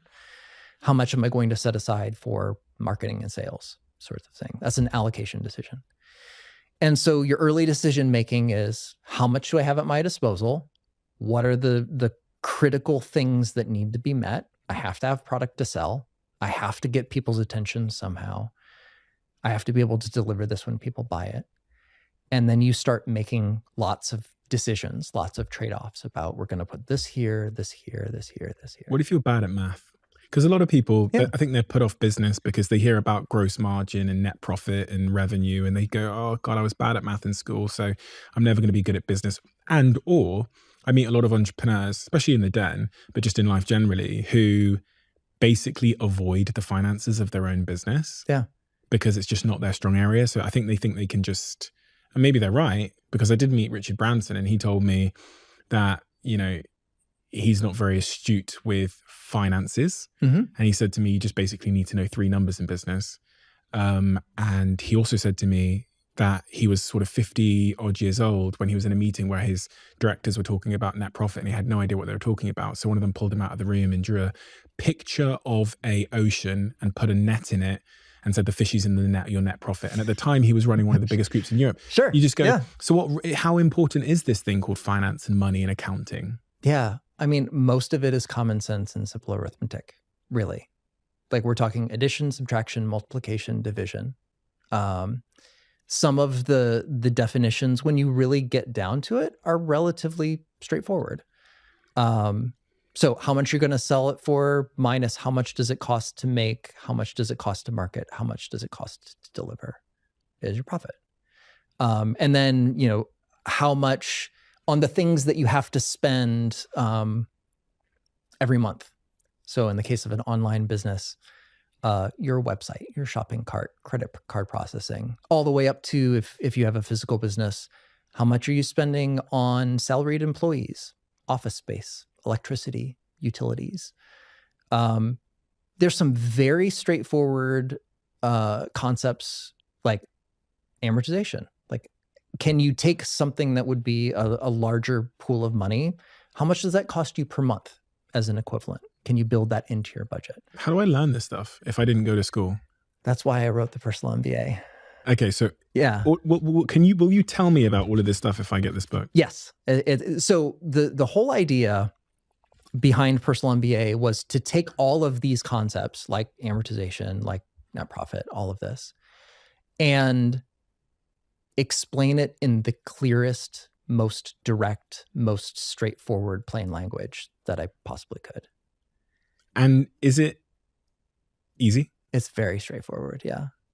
Is there a most important number or a most important set of numbers in business when it comes to running my candle business?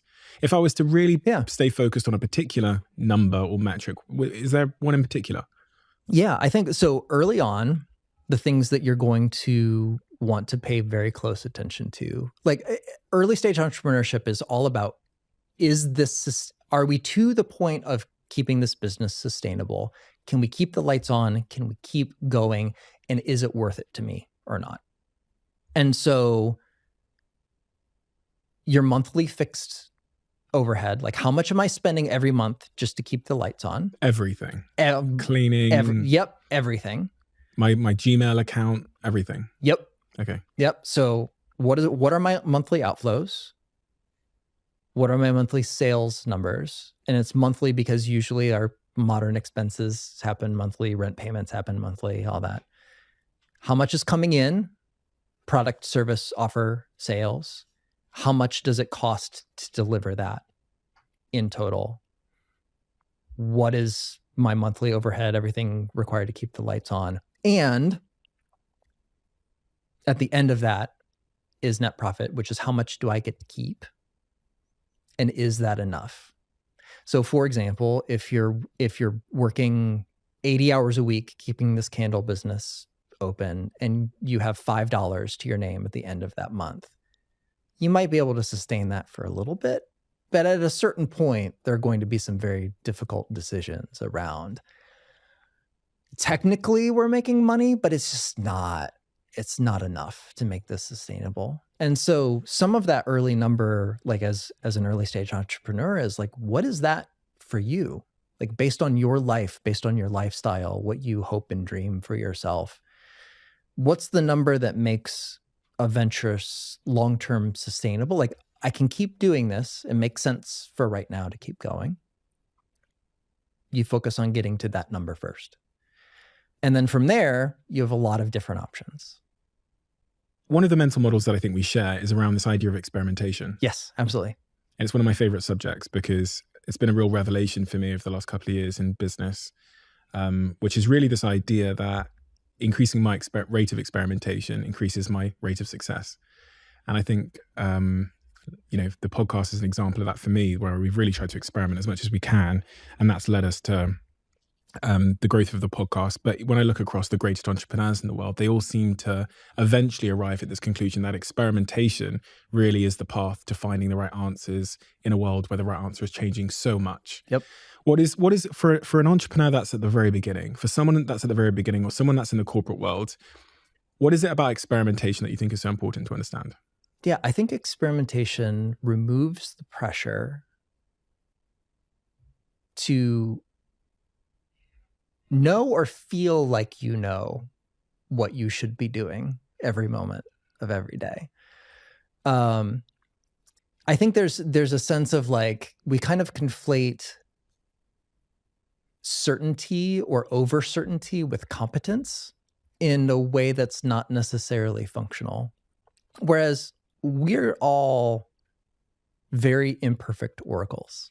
Like we have anticipations based on our knowledge, our experiences, the information that we're collecting about the world and around us. And we're all using that all the time to try to predict what's going to happen next, just how our brains work. It's what our brains are for. And I think there's a sense of we can do that to a certain extent to eliminate some of the more obvious errors that we might make.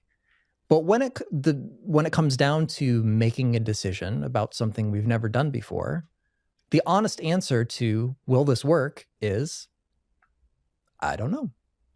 Let's find out. And so there's a certain amount of, if that's the case, if we can't be 100% certain what's going to happen if we try plan A or plan B or plan C, then there are a couple of ways of approaching that. One is by working through scenarios of like, let's just imagine, what would it look like if we chose plan A? Let's play that out a little bit. Let's try to make anticipations about what might work or what might not. And let's compare our different alternatives and see what looks the best, feels the best based on our anticipations right now. That's valuable, but it can only go so far because it relies on all the knowledge and experience that we've collected to date. It doesn't account for the knowledge and experience that we're going to gain through the process of making a choice and learning from the choice. And so one of my very favorite mental models, this comes from computer science and decision making, is called the explore-exploit trade-off. And this might be entertaining. It comes from decision research, actually about gambling of all things. Like imagine you walk into a casino and there are 100 slot machines that you get to play for free. Each of the machines has a different payoff, but you don't know which one. Your job is to find the very best one. How do you go about figuring that out? You try them all. Yeah, you try that. So you start collecting information, right? Like the thing to do when you walk into the room, you have no information. And so the first phase of solving this problem is to explore. You just try a whole bunch of things and you collect information every time you pull the slot machine. Does it pay out or not? The longer you do this, the more information you collect. And after a certain period of time, you start to get a feel for patterns of some things seem to be more obviously good and other things seem to be more obviously bad. And so over time, you shift into the second phase, which is called the exploitation phase. So you take the knowledge and experience that you have and you use it to do the best performing thing that you're aware of at the time more often. So you're playing the higher winning slots more. The key is, though, the exploration phase never stops. It just gets smaller over time. So if you're going to play this game optimally, there's always a certain subsegment of your time that's dedicated to exploring, to collecting information, to trying new things. And I think this kind of general way of going about these, like, this is what early careerness, early entrepreneurship looks like. You're trying a whole bunch of very different things sometimes and collecting information about what works and what doesn't. So in the context of my candle business, Yeah. I'm gonna try a bunch of different candles. I'm gonna try. I think the key part is we all get like try other stuff, but the part that I often see people overlook is what you actually said after that, which was collect information. Which is, people will listen to this and they'll go, right, guys, they'll come to the corporate office. They'll go, right, we're going to try a bunch of new stuff. But that is just wasted time if you're not accurately collecting the feedback. Yes. Because that's the power. The feedback is the power, right? Failure is nothing without feedback. Yeah, exactly. And that's like, so trying the new thing and then paying very close attention to what happens is the valuable part.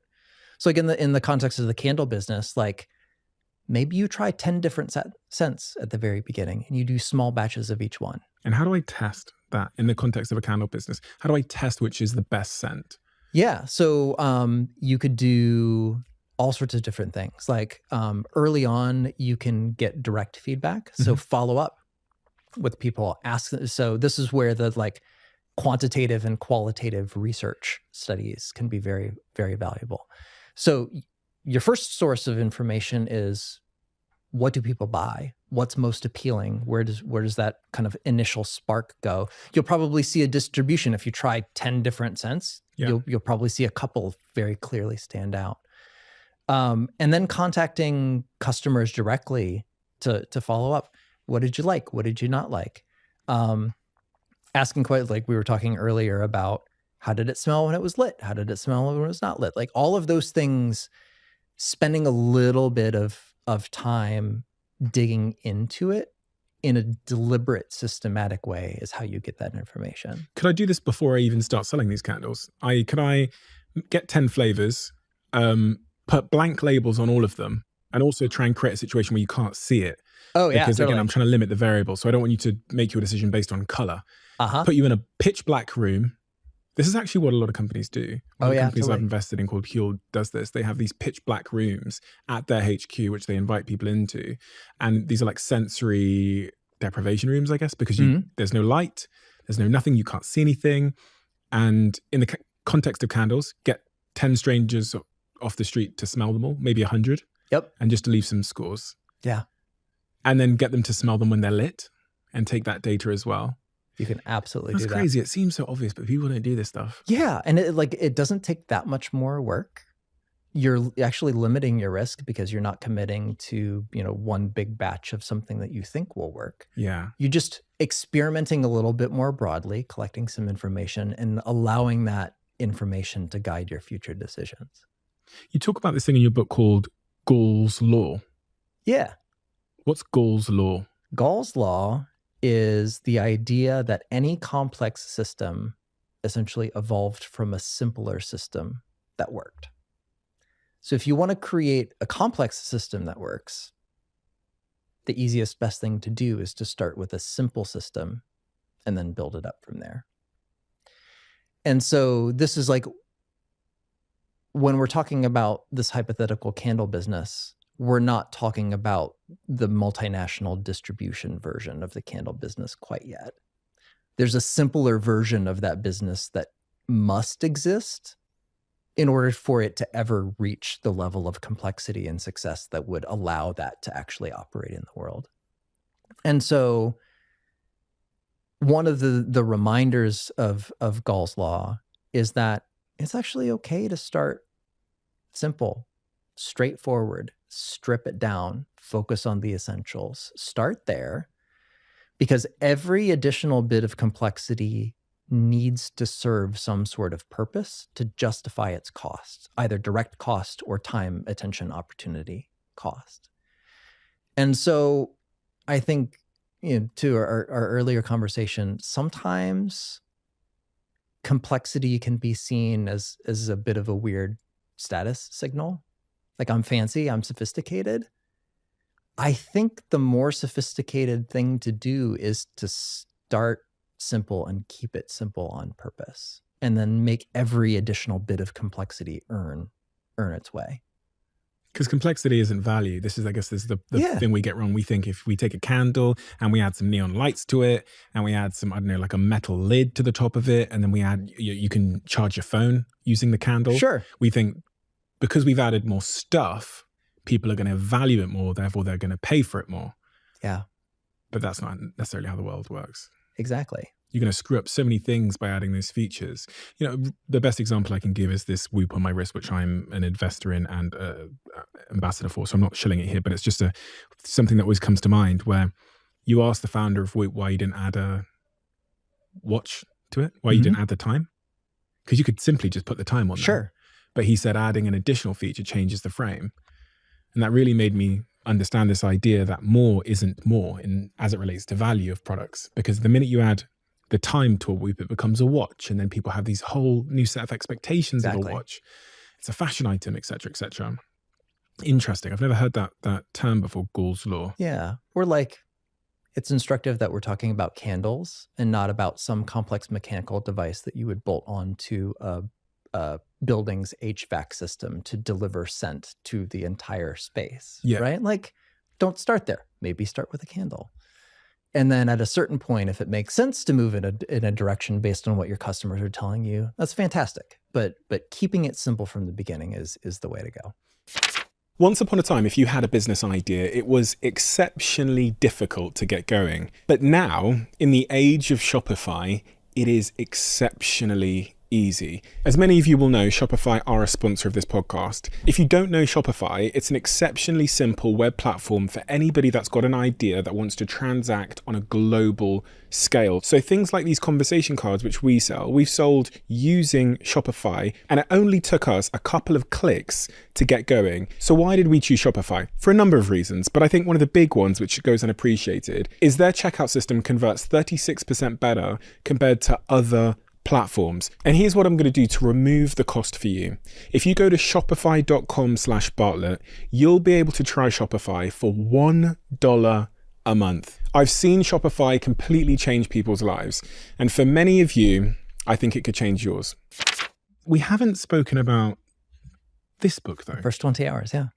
The First 20 Hours, How to Learn Anything. And you have a TED Talk, don't you? Which I do. was Crazy. Yeah. Crazy. Don't know if it's hit 40 million views yet, but pretty close if not. 40 million views on a TED Talk about the first 20 hours, how to learn anything. Yeah. Why? Why did it do so well? I think for a couple of different reasons. Because that's one of the best viewed TED Talks of all time. Yes. That's crazy. Yes. I did a TED Talk. Nobody watched it. I did it like 10 TED years Talks ago. are fun. Yeah. They're very fun. Yeah, so the TED Talk for the first 20 hours did very well. And I think part of it has to do with, it's something we all have in common, right? Like wanting or needing to learn something necessary, useful, fun, cool. Not really having a whole lot of time. Like we're busy people, we're busy culturally. And so there's a bit of a conflicting desire there of like, yeah, I want to learn this, but I don't have a whole lot of capacity to spare here. And then the genesis of the book was digging into some of the psychology research that I uncovered in the process of working on personal MBA, which was all about learning new things. And learning that the first few hours of acquiring or learning any particular skill are validated by research to be both the most effective and the most efficient. So like your rate of improvement per time or per unit of time and energy invested at the very beginning of learning something new is extremely high. And so the question that sparked the research for the first 20 hours is there a way that we can take advantage of that consciously? Like, is there a way that we can be very conscious and deliberate about how we approach the process of learning something new to reap the maximum rewards from that early stage of learning something that you're not familiar with? And how good can we get in that early window? And in my research, you can go from knowing absolutely nothing about something to being reasonably good in much less time than you would expect. So in my experience, that's about 20 hours of focused, deliberate practice. So call it 40 minutes a day for about a month. But the narrative out in the market is that you have to do 10,000 hours. I mean, everyone uses this phrase in society. They say, have you done your 10,000 hours? So you're telling me it's actually 20 hours is the key. I'm saying different goals based on different objectives. So Kay Anders Erickson was the researcher behind the 10,000 hour rule. And I think what's important to understand about that as a general guideline is those studies were focused on mastery of very competitive, performance-oriented activities. So the original studies were done with correlating practice hours to how high a position do you have in like the first violin in an orchestra sort of thing. And there was a correlation between like how much do you practice, how good do you get. That's all well and good. And yeah, generally speaking, the more deliberate practice that you have on a certain thing, the better you are. That is a true thing. To me, I think it's valuable to shift the spotlight from mastery, which is very flashy, very high status. People who are extremely skilled at things have a lot of energy and attention around them. That's great.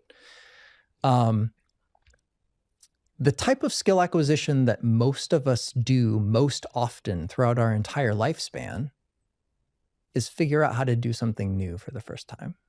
Like DJing for me. Exactly. Yeah. So how do I do that then? You talk about these 10 major principles of rapid skill acquisition. Sure. Where I can learn anything in 20 hours. What are the most important elements of this that I need to know about if I'm someone who maybe, less in the context of business, has never started a business in my life, has never run one before, but I do want to learn how to do it? Yeah. the best way to approach this is there's a set of 5 recommendations that go in order. And the first is like deciding exactly what it is that you're trying to do.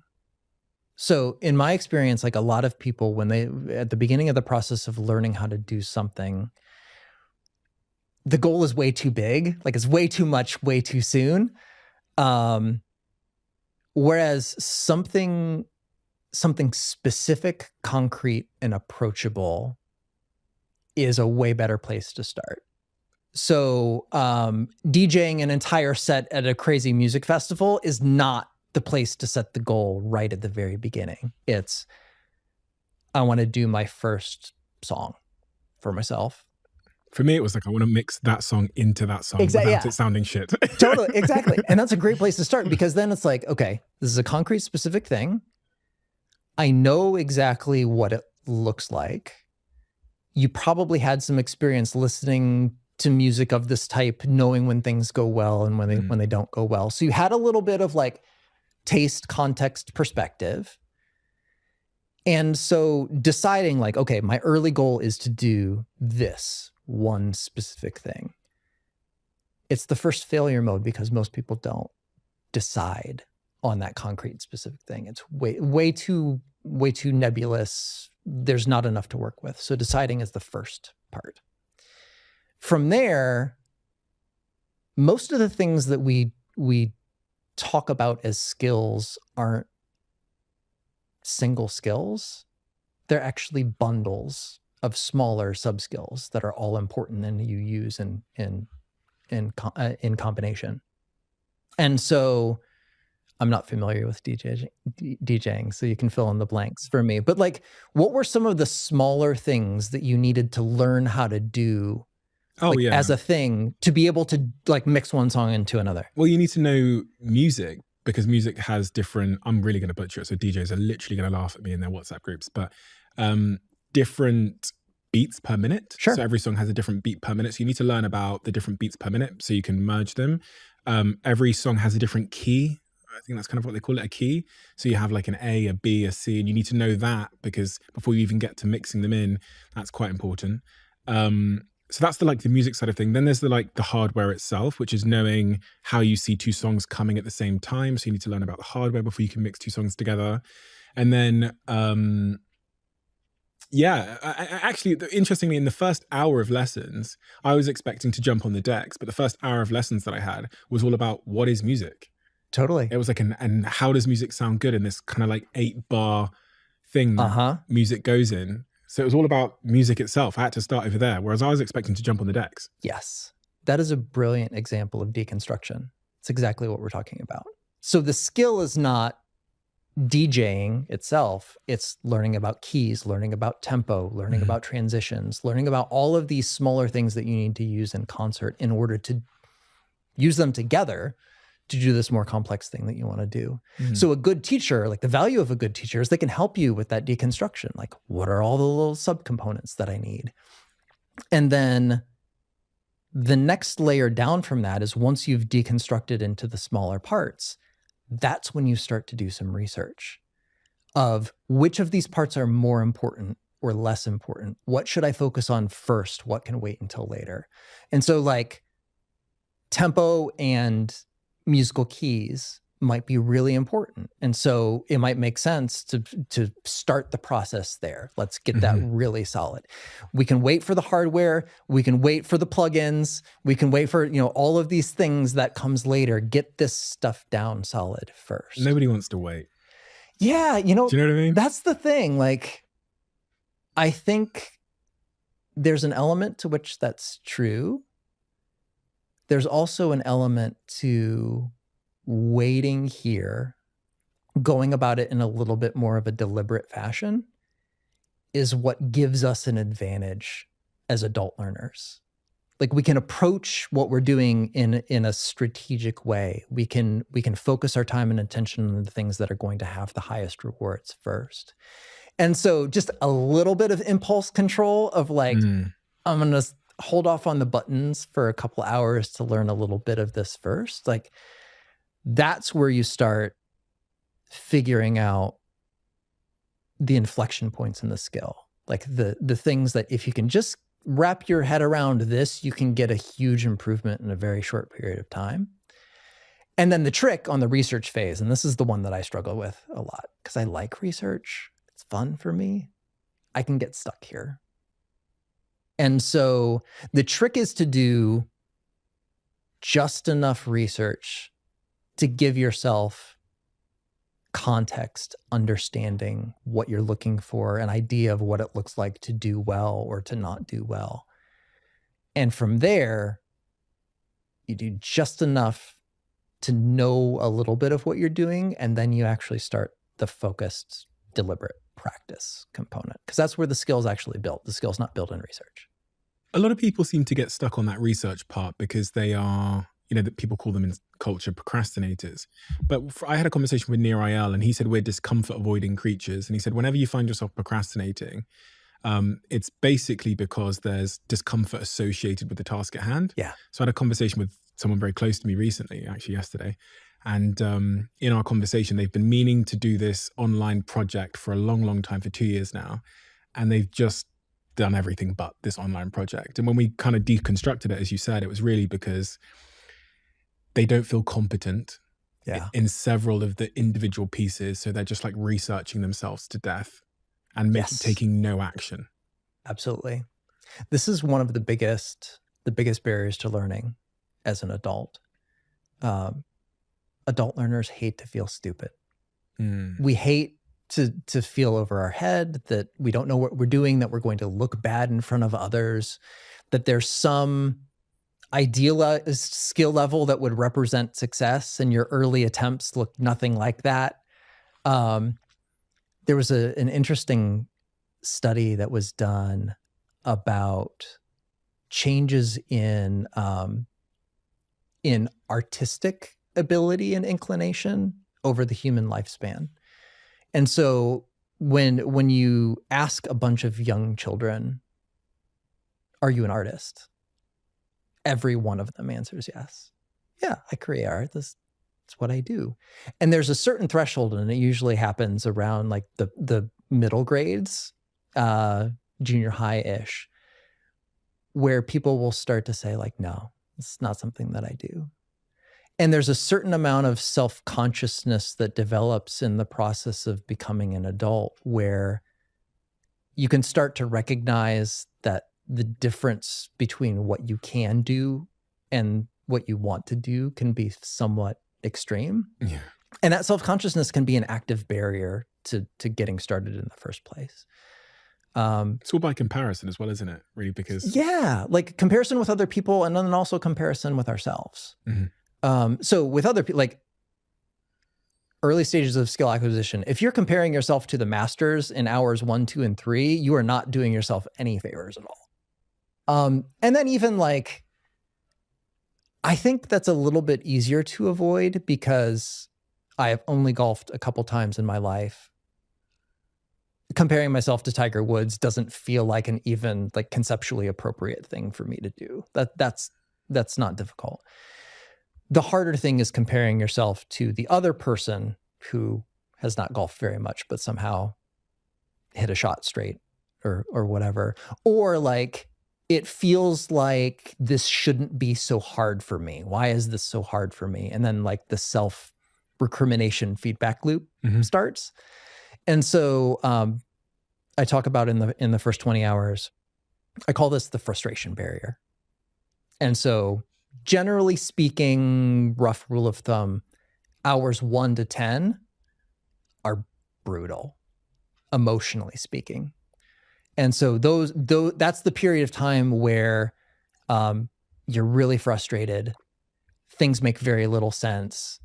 You're like, I don't know what a key is, let alone a key change. What's a beat per minute? And like, all of those self-consciousness circuits are fully online, fully firing. And no matter how much you want something, those first few hours can be pretty brutal. It's where most people quit as well, I guess. Yes, and that's why. Like it's an emotional management problem. And so the way to get around that, also the way to get out of research mode and into doing mode. And this is where the title, The First 20 Hours, comes from. The first 20 hours refers to a pre-commitment, which is a very useful piece of behavioral psychology that says that if you pre-commit to taking a certain action, either a certain amount of times or within a certain period of time, either to yourselves or ideally to other people, you're far more likely to actually follow through on the doing of the thing. And so what I found is that in learning a new skill, making a pre-commitment that no matter what, I'm going to spend 20 hours doing this thing. I might be terrible. This might be really uncomfortable. I might hate it. I might never do this again. But no matter what, I care about this thing that I want to learn enough that I'm going to invest at least 20 hours of my life figuring out if this is good, if this works for me, if this is beneficial. You said something there which I think is key, which is Sure. You said, this matters to me enough. Yes. And that feels like it's a prerequisite, something that we really need to be clear on before we even start. Yeah. You know, because without that part, you refer to it in your 10 major principles of rapid skill acquisition as choosing a lovable project. Exactly. Yeah. Why does that matter? Well, it's because we're busy. It's because we don't have infinite time, energy, and attention to do all the things that might look, feel, sound fun or interesting to us. And so there needs to be at least some minimum threshold of, yeah, this is important to me to make some trade-offs in other areas of my life, or to not watch that movie, or not relax on social media this night. I'm going to carve out some time in my day and actually make this a priority to sit down and do the work. And generally speaking, I found that for myself, if I'm not willing to make the pre-commitment to put at least 20 hours into it, that's a pretty good indication that it is not important enough for me to invest time and energy in it in the first place. We've been through most of them there. So number 1 is choose a lovable project. Number 2 is focus your energy on one skill at a time. We said that one. Number 3 is define your target performance level. We talked about that as well. Number 4 is deconstruct the skill and sub-skills. Number 5 is obtain critical tools, which I guess is the tools you need to do the practice, right? Yeah, that's kind of a subset of removing barriers to practice. Okay. And so the classic example here is so many people in the world want to learn how to play the guitar. And so the thing to not do is buy a guitar and leave it in the case and put it in a closet upstairs far away, because that just requires too much time, energy, thought, attention of like remembering where it is, going upstairs, grabbing the guitar, getting it out of the case, getting all ready. The best thing that you can do is just make it really, really easy. Remove all the friction from it. Get a little stand, put it right next to your living room chair or couch where it's a visible insight. All you need to do is reach over, grab it, and start. It just makes it more likely you're actually going to sit down and do the work. I think we've covered all 10 there. The last one is emphasize quantity and speed. Yes. What does that mean? So early on in the process, there's a tendency to like want to do it perfectly sooner versus doing it imperfectly more is actually more beneficial. And so in this case, for your DJing, mixing a lot of songs one to the other is going to teach you a lot more than just hyper focusing on one song A into song B, and I'm going to work until this is perfect. You're just not going to learn as much. It's the variety, the exploration, and the variety of circumstances will teach you more about what it looks and feels and sounds like than trying to get too perfect on one specific thing too quickly. So like going back to the playing guitar thing, like get a bunch of tabs and learn how to play a whole bunch of different songs not super well, because it's the commonalities that you learn between the different experiences. Those are the things that really tune you into what's really important. The foundations of the art. Exactly. Like, what's a chord? So for guitar, what's a chord? How do you change from one chord to another? tracking beats, tempo, things like that. Like those are the foundational skills that apply across pieces of music. And so if you practice those first across a wide variety of things, that's just optimizing that early practice around things that will stick, that you'll use a lot. Is there anything about the subject of learning and the first 20 hours that we've not discussed that you think is especially important to close off on? If someone is really that they want to learn a new skill and we're thinking about where they are and where they want to get to, is there anything else that you think they need to know that we haven't covered? I think that this dovetails a little bit with our conversation around personal MBA. Spend more of your time doing weird, cool things. Like having that exploration budget of really just like the further afield you go, the more things you discover, you'll find some surprising commonalities that can be very interesting and very cool. We were talking about Apple earlier. One of the primary design inspirations for the Apple computing system was Steve Jobs taking a random calligraphy class in college.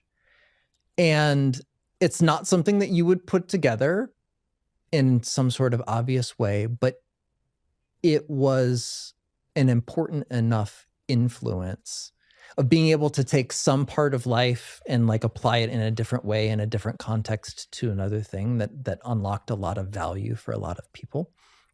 And so for me, like in the larger sense,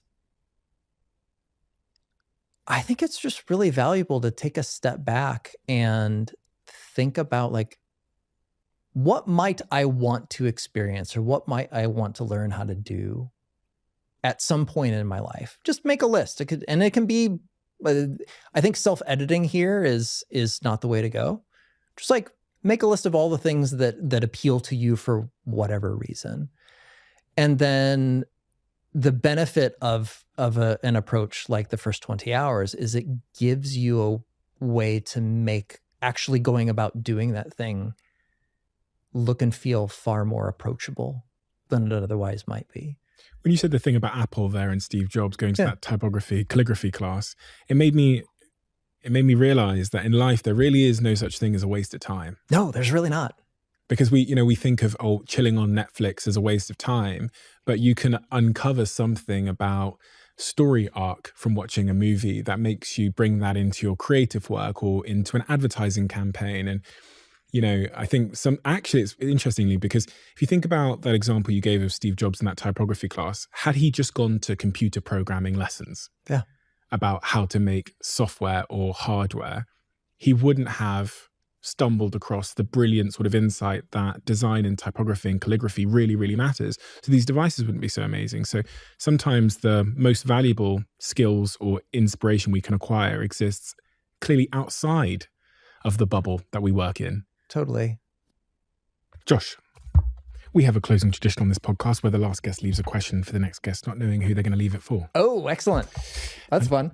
And the last question that was left for you is, they finally got someone with good handwriting. I can read this one without stuttering.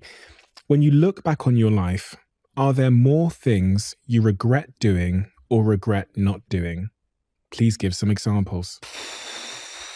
Wow, they went heavy hitting on this one. It's a stitch up. I love this. Yeah. Everyone stitches up the next guest. No, it's good.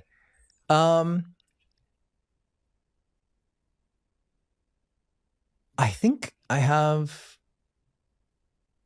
more mistakes of commission, things I've done, than mistakes of omission or regrets. So generally speaking, like if I can anticipate that I'm going to regret something, I just try not to do that thing in the first place. Mm-hmm. And I think some of those things like can fall into like daydreamy sorts of, what would have happened if I... Oh yeah, like hindsight. Yeah, it's almost pure hindsight bias. Yeah, which is also one of the things I talk about in personal MBA. Like, it's a thing. So, for me, it is like a lot of those regrets revolve around decisions that I made that didn't work out, relationships. I have 2 kids, and the process of raising kids is hopefully informed trial and error, but like fundamentally trial and error. And yeah, that's part of the learning and the experimentation too, of just like, sometimes you have to make the call on the fly, and sometimes you don't know whether the call you made is the right one, the best one. Do you have a mental model or framework for decisions generally? I really like, my fundamental way of approaching decisions is scenario planning. Like, I really try to think through, all right, what are my options here? How much detail can I create around each of these potential options? What are the trade-offs? Are there any really like hard trade-offs, things that must be accounted for? And then just really like, in my current understanding, try to play out what's likely to happen down each of those paths, and then pick the one that seems the best or the most appropriate given the circumstances. Josh, thank you. Thank you for writing 2 exceptionally important books. And really, you know, I'm a real big advocate and believer that we need more entrepreneurs in the world, but more people just generally that understand business, even if they're going to continue to work in corporate environments, because I think that's beneficial to society at large, our society, but also to individuals, because it empowers them to have more optionality in their lives, to be able to make more choices about what they want to do, where they want to spend their time. And society is run on businesses. You know, what we're doing now is a business.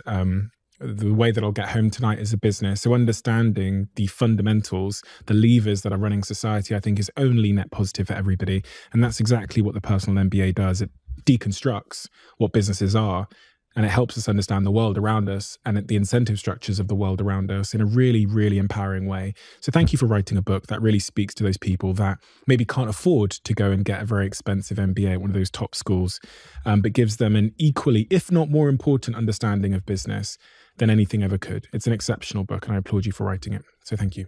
Thank you very much. That was very kind to say, and I appreciate it.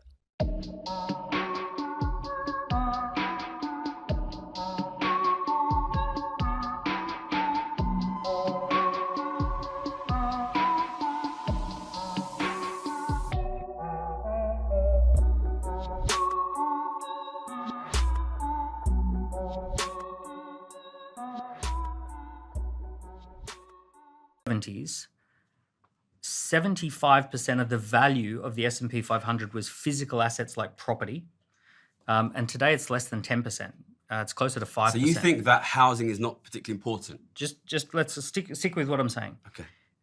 The powerhouse, the engine room of the economy is digital assets, and that's reflected in the S&P 500, for example, which is 95% intangible assets. One of the issues that we have is that the richest people are completely mobile now. So they can be absolutely anywhere in the world. So if you come up with this idea of let's tax richest people 1%, if a tiny proportion of them leave, we're all in trouble. So these really rich guys, what do they own? Companies. And why are those companies worth money? Because investors say they are. And where do the revenues come from? Globally. Okay. The issue is that these companies operate globally now. So if I'm a billionaire... Take my company, for example. Yeah. My company has 8,000 customers in 150 countries. Okay. We could be anywhere. If you push a button... What country is your biggest single revenue source? Probably the US now. Let's say you move to Cayman Islands and the US says we're going to tax your revenue at point of sale. What can you do?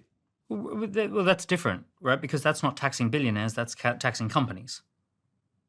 You see, when you say tax the rich on their wealth, that's different to saying tax companies a consumption tax.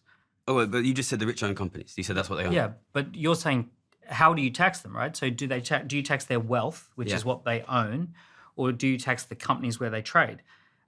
Typically, consumption taxes get passed on to consumers. Oh, so, it's not a consumption tax. It's the tax on the ownership. Yeah, but if you simply say when you're doing revenues, then that's so a consumption if we start to tax the profits of companies... By the way, I'm not exactly against you on companies. I think it's disgusting that a British company can take out a Facebook ad to sell to a British consumer a British product, and Facebook pretends to be in Ireland on that transaction. And Amazon, you can buy something on Amazon in Britain from a British supplier, from a British warehouse, and Amazon pretends to be in Luxembourg in that situation. And that sucks, right? Like that does not seem fair. And it strikes me as very strange that the government is okay with that. Right now, the government is chasing down mums and dads who sell a few things on eBay and chasing them for taxes, but they don't talk to eBay. They're paranoid about someone doing a little bit of a side hustle on Facebook, but Facebook's fine to pretend to be in Ireland. So I don't agree with all of that, right? Like I think we're missing some serious tricks here. But the idea with taxing billionaires at wealth, billionaires will just leave. They just get up and leave, and not just billionaires. But what do billionaires millionaires. own? What do billionaires own? Companies, And where do companies get their money from? revenues, And where do the revenues come from? purchasing. People And purchasing where do stuff those people live? all over the world. We can tax them at that point. Well, that's consumption See, tax. this is the thing. That's a consumption tax. No, it's not. It's a The VAT, tax on VAT profits. is a tax on You can revenues. tax these guys on profits based on where the revenues come from. So it's very easy to move profits internationally.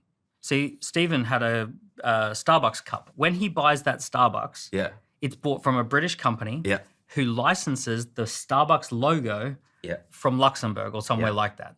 So Yeah. 15%. So Yeah. here we are saying, oh, we're going to tax their profits. Yeah. And they say, oh, I wish we were profitable. Sorry. Unfortunately, we had to do that licensing deal with that international I corporation. know how profit shifting works. Okay, so I don't think I'd- are you telling me a company is Like- selling to Like- the UK, the US, enormous amount of profit in the US, and they turn around and say, actually, our profit's not in the US. The You difference. think the US is incapable of going and looking if that's seeing where the profit is? I'm not saying that you can't do this. I'm saying that the benefits of doing it, it's so hard to tax wealth, for example, or it's so hard to tax millionaires and billionaires that you end up cutting off your nose to spite your face. For every, like if we create Britain, for example, and we build a brand which is that we're anti-wealth, we don't want you to ever have more than 10 million. If you've got more than 10 million, we punish you. Every young entrepreneur who comes to me and says, Dan, do you think I should start a company here in this country? I'm going to say, well, if you do, they'll take it. As soon as you start to make it, they'll take it. If you're successful, if you get investment, they're going to tax you at your wealth. If you sell the company, they're going to take it off you. I'm going to basically say to that young entrepreneur, don't build your business in Britain. Go start it somewhere that they're more proactive and positive towards entrepreneurs. Are we seeing that now with this, they call it the millionaire exodus, which is, for people that don't know, the UK is set to lose the greatest proportion of millionaires in the world this parliament. I'll put a graph on the screen, which is this one here.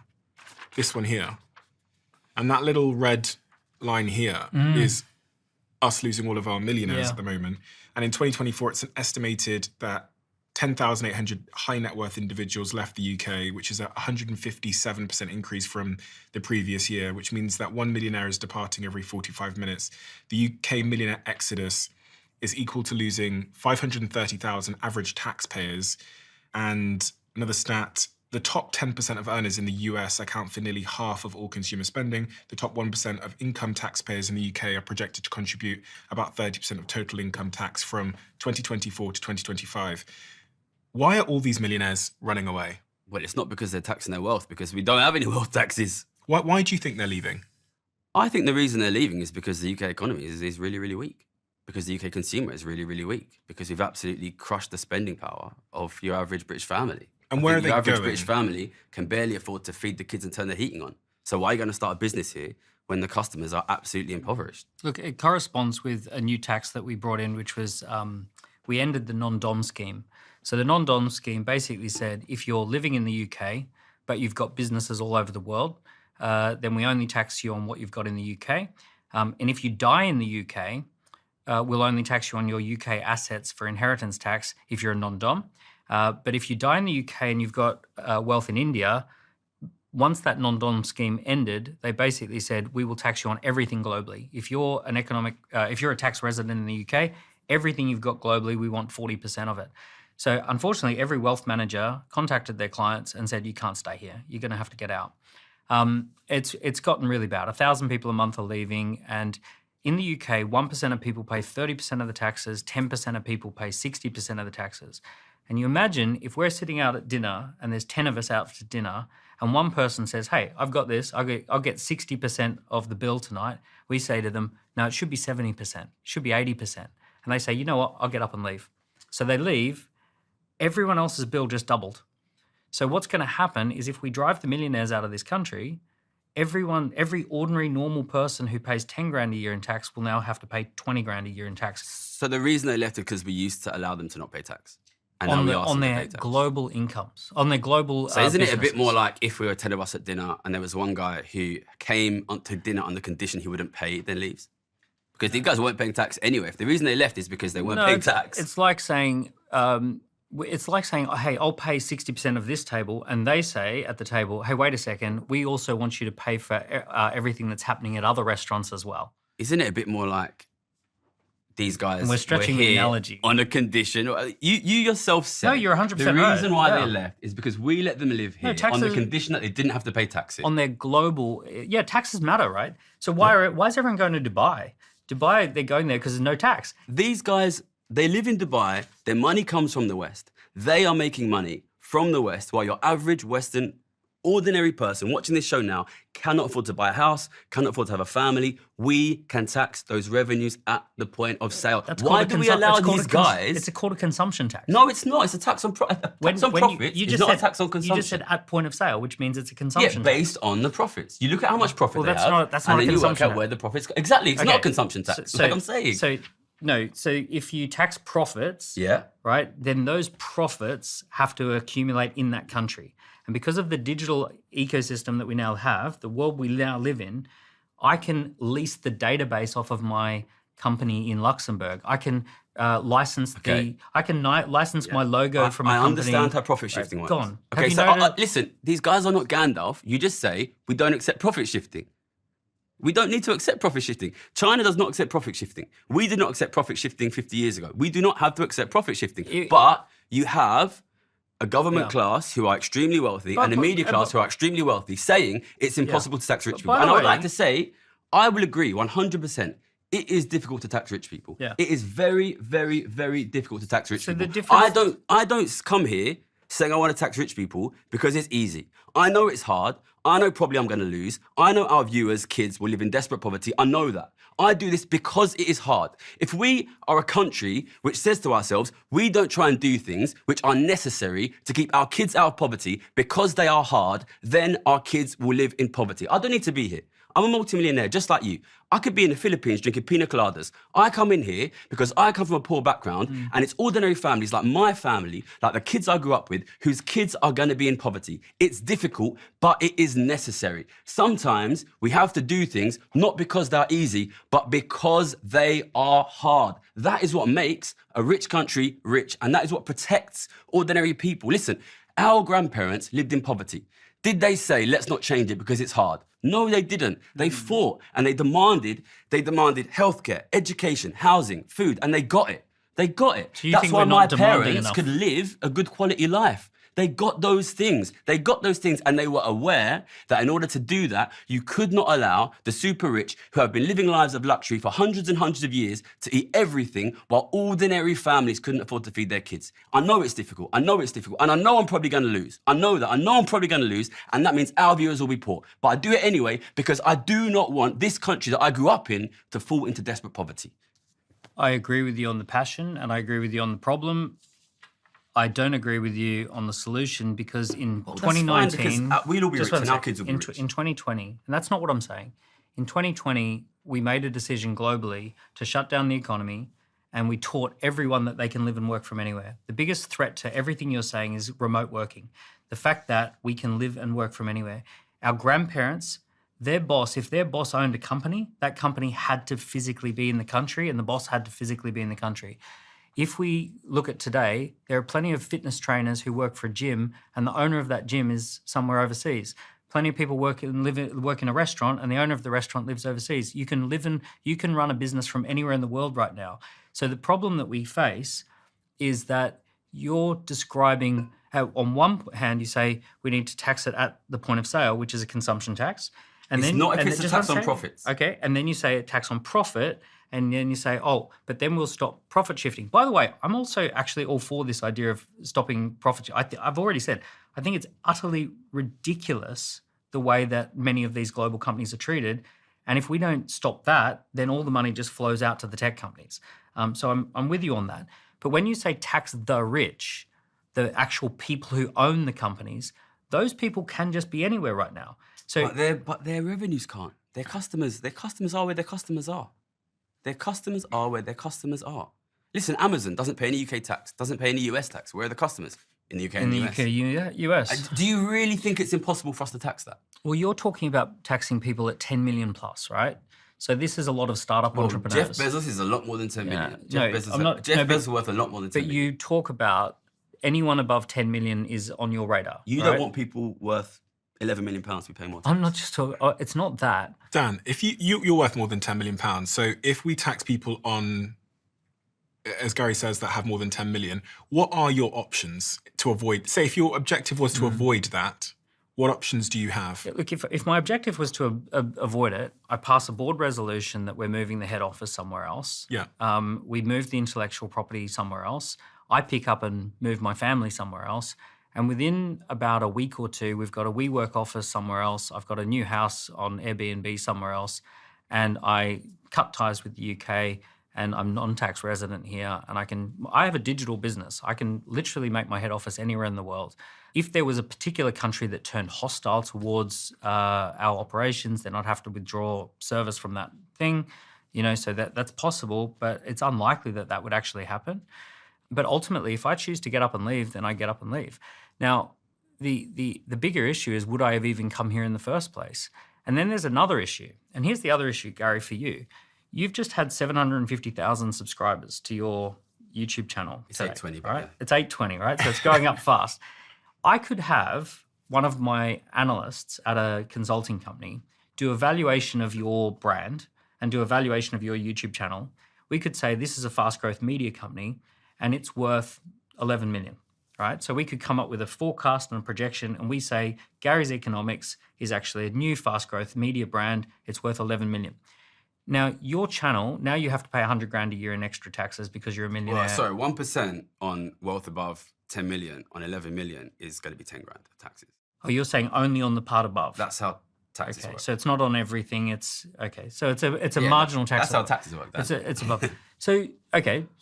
But is it fair that, like, who gets to decide what wealth is wealth and what it's worth? Because wealth, let's just hear me out. Wealth is a technical term for unrealized gains, right? It's not real. Someone buys a house for 20 grand and it's worth 200 grand. They've still got the same house, but now they've got wealth. If someone starts a business and a tiny little seed investor puts in a little angel investment, now they've got wealth on paper. But who gets to say what is wealth? For example, if you introduce wealth taxes, theoretically, that will actually reduce the value of wealth of things anyway, because the things inside that economy are now subject to a disadvantage. So therefore, investors will be unlikely to invest in them to a certain point. And also, people start cutting and dodging and weaving and ducking and weaving. So they say, oh, our UK operation's worth 10 million, so we're now going to start a second company over in some other country and make sure that's where the wealth accumulates. So it's incredibly difficult because it is just unrealized gains. I know it's difficult. Yeah. I know these guys have the best accountants. I know it's difficult. So what if there was an easier solution? If there was an easier solution, I would support that. You know what I mean? It's called economic freedom. The economic freedom index. Just tell the viewers that. Give them more economic freedom and then they'll be rich. Yeah, so this diagram here basically says the most free countries have less than 10% poverty, in fact, less than 7% poverty. As soon as you reduce economic freedom, it jumps to 30% poverty. You reduce economic freedom again, and it jumps up to huge amounts of poverty. So these countries here are the least economically free, and these countries are the most economically free. The countries that get in the way of your economic freedom have more poverty, and the countries that let people make decisions for their own life. So what you're saying is, if the governments of our countries cut taxes on us, the three multimillionaires sitting at this table, that will improve the lives of the ordinary British and American worker. I'll give you a real-life example. Can't afford to feed their kids. I'll give you a real-life example. I know of a company that was going to give pay rises to its employees, and then national insurance went up, and instead of giving... National insurance is a tax on employment. Yeah. I'm saying to reduce that. I'm saying to reduce tax on... I want your viewers, the viewers here, to be paying less tax, whilst multimillionaires pay more tax. It's good in theory, but... if you could tax rich people 1% of their wealth above 10 million, I did a back of a napkin calculation. You might be able to get 20 billion. Yeah. Right? That's if they don't leave. That's if they don't respond to it. If they just happily pay it, you get 20 billion. Okay. That's less than a week worth of current government spending. So the government's out of control. 1.2 trillion a year of government spending is now what they spend. Okay, so let's get that 20 billion and cut the taxes for the viewers. Cut their income So taxes. that works out about 250 a year. Okay, so let's do more. Let's make it 60 billion. So then you tax 3% above wealth. Yeah, do that. Right? And then you also bring it down. Bear in mind, this is what governments do. we make 5 or 6%. Yeah, and that's what they do. What they do? That's what they did in the Second World War, and that's why my dad could afford a house. That's not why he could afford a house. Okay, all right, well, who's buying? If ordinary people are losing their houses and the wealth, which they are, and we're getting richer, who is it who is now owning the houses if it is not us? The government used to own the houses, and then they sold government wealth is collapsing. No, government wealth is collapsing. But what they did is they sold the houses to the people. Okay, but right? ordinary middle class wealth is also collapsing. You can only do that once. And they did it for the baby boomers. So you think it's our viewers who have got more houses now? Where is the wealth going, Daniel? Where is the wealth going? Who has the wealth now? Who is getting richer? Who's getting the wealth that is lost by our viewers? I'll tell you where the biggest amounts of money are going. The biggest amounts of money since the pandemic, 11 trillion went just to the value of 7 companies that own technology. So the biggest 7 companies in the USA, 11 trillion has And you don't want their billionaire owners to pay more tax? Well, would that help the UK? Well, if you use that money to reduce tax on working people, then it would help, yeah. They own shares in the USA. They're US citizens. So that doesn't help us here. And but it will help the American consumer. And then we can export the American consumer. And it will mean the American consumer has money. And then it will show British people how much you can achieve by taxing super rich. We can raise tax on our super rich here. And then what I want is these guys to be taxed so much that they start to sell assets. And then ordinary British people can buy assets again. Because what I want is our viewers to be able to own things, to be able to own their own homes. When I hear this, I admittedly don't know as much about these issues as you guys do, but when I hear that there's these 7 tech companies in the US, my brain goes, can't we have one here? Yeah. Can't we start? And then so my brain goes, what conditions do we have to create? We sold one of our ones that we had, What conditions do we have to create to have one of those 7 tech companies here, especially in this sort of AI world we're heading towards, where when I was reading through the stats, most of the investment in AI, which is going to be hugely destabilizing across every industry, from driving to any form of knowledge work, even podcasting. I can play you a podcast now. Which sounds exactly like me, which has a 4.6 star rating on Apple, which was written by AI, in my voice, published by AI. Wild. And who's accruing the value there? Well, it's a company in America called 11 Labs, and it's bloody OpenAI. And I go, why can't we have those companies here? We need them here. Because China and the US are dominating this next revolution. And I worry as a bystander that if we don't create entrepreneurship-friendly environments here, we are gonna become India.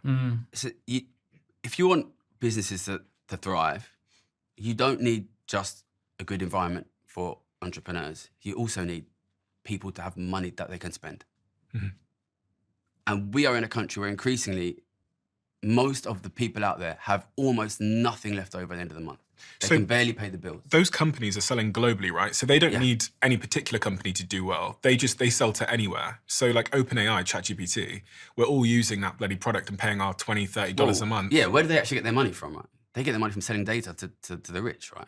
My point was making the environment more friendly for entrepreneurs. Because when I start a company, I can't explain the disadvantage I'm at the moment if I start that kind of company here. In the UK. There's no investors, and then all the talent seems to flock over to San Francisco. So the guys that built, the British guys that built an AI company called Fixer, which I was going to invest in, all British lads from London, they went over to San Francisco. They're like 25-year-olds. They've just raised at a 60 million valuation. They're in this room, this building in San Francisco full of entrepreneurs, and they're pumping knowledge and capital into this room. Cool. With all due respect, Stephen, you're not a great example for the fact that it's impossible to start a successful online brand in the UK.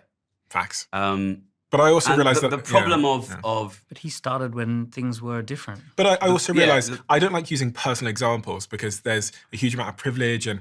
Okay, is there a ChatGPT in Germany? No. Is there a ChatGPT in France?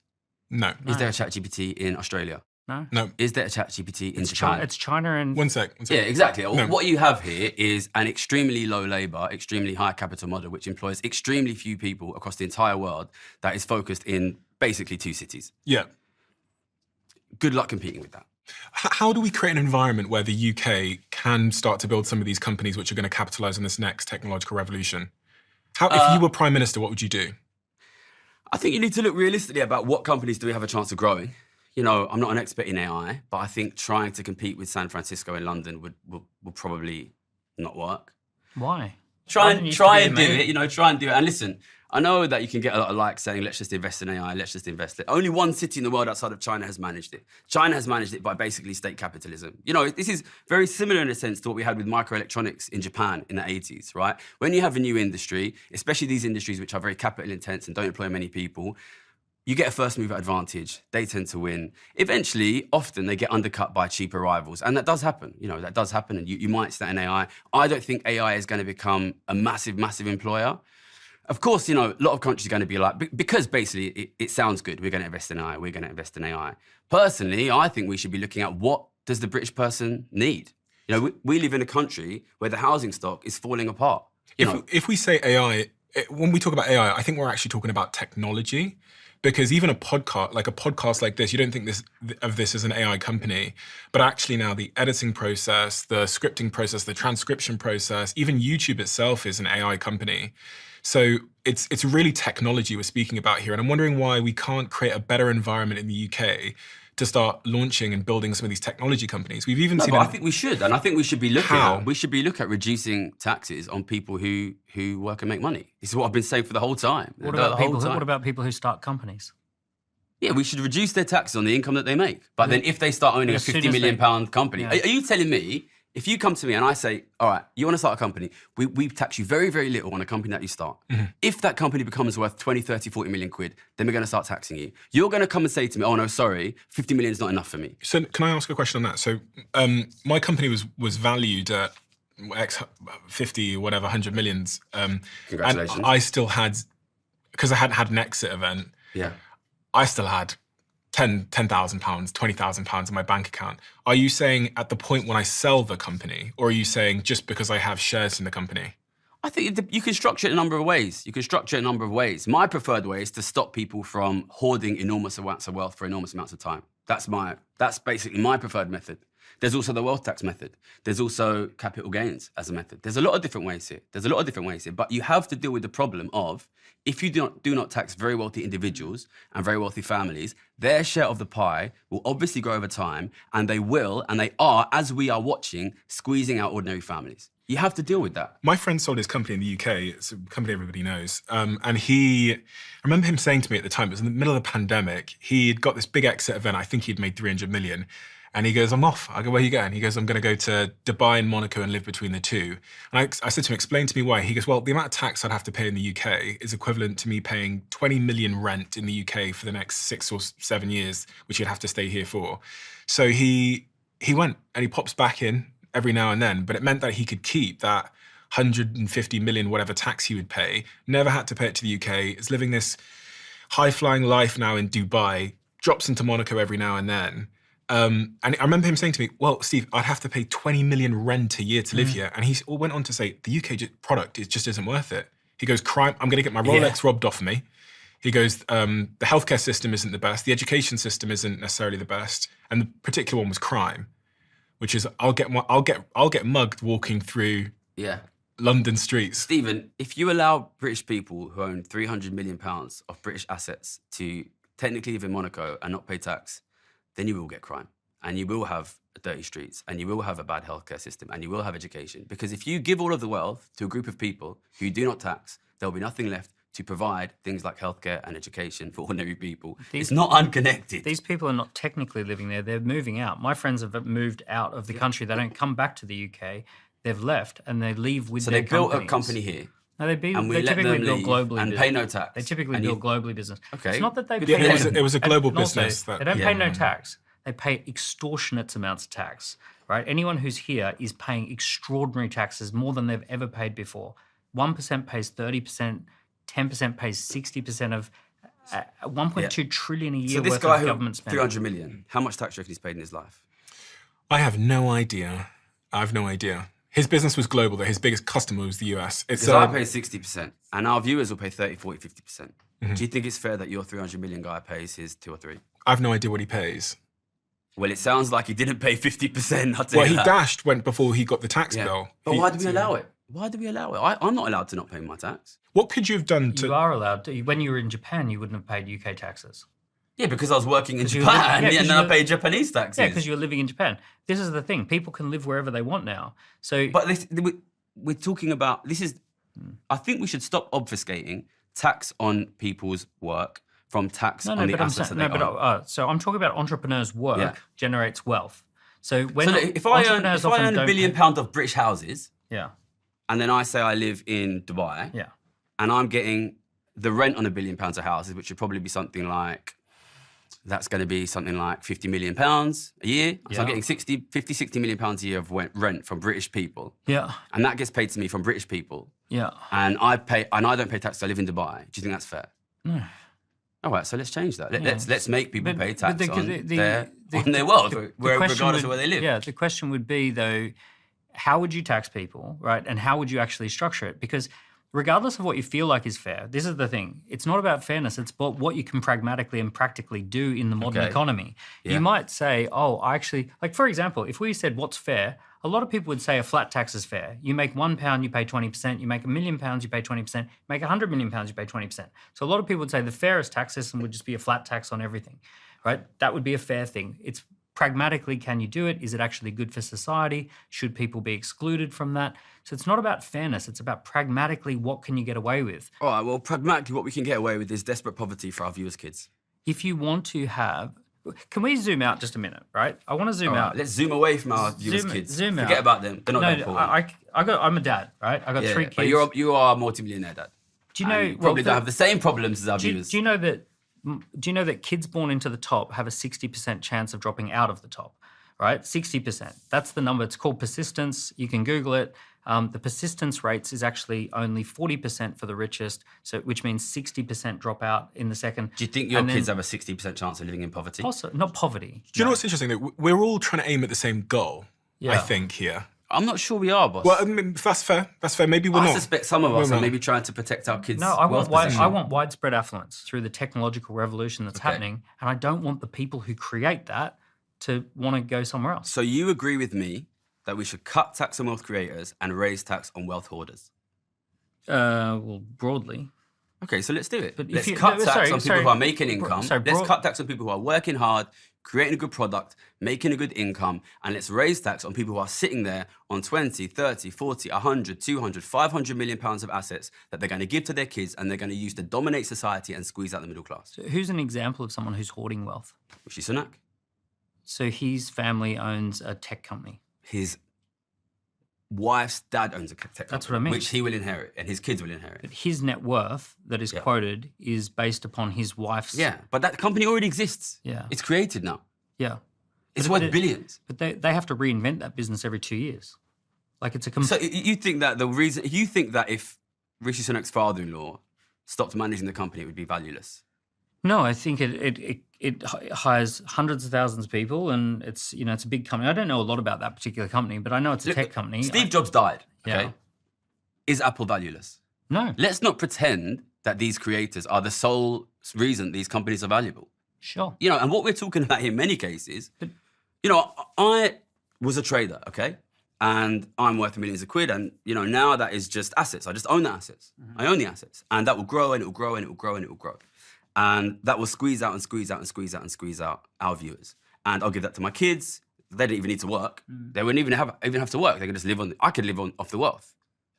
Is that what you want? Do you think there are any opportunities for people today? Like if you're born into a poor family, Yeah. do you think it's possible that housing being shit, and we can both agree on that, Yeah. but do you think there are new opportunities that didn't exist for our parents or grandparents, but they do exist for people today? I think the reality is, for kids from poor backgrounds, it is almost impossible to realistically get even financial security, never mind wealth. But why do you think you could do it, I could do it, he could do it, but you don't think other people could do it?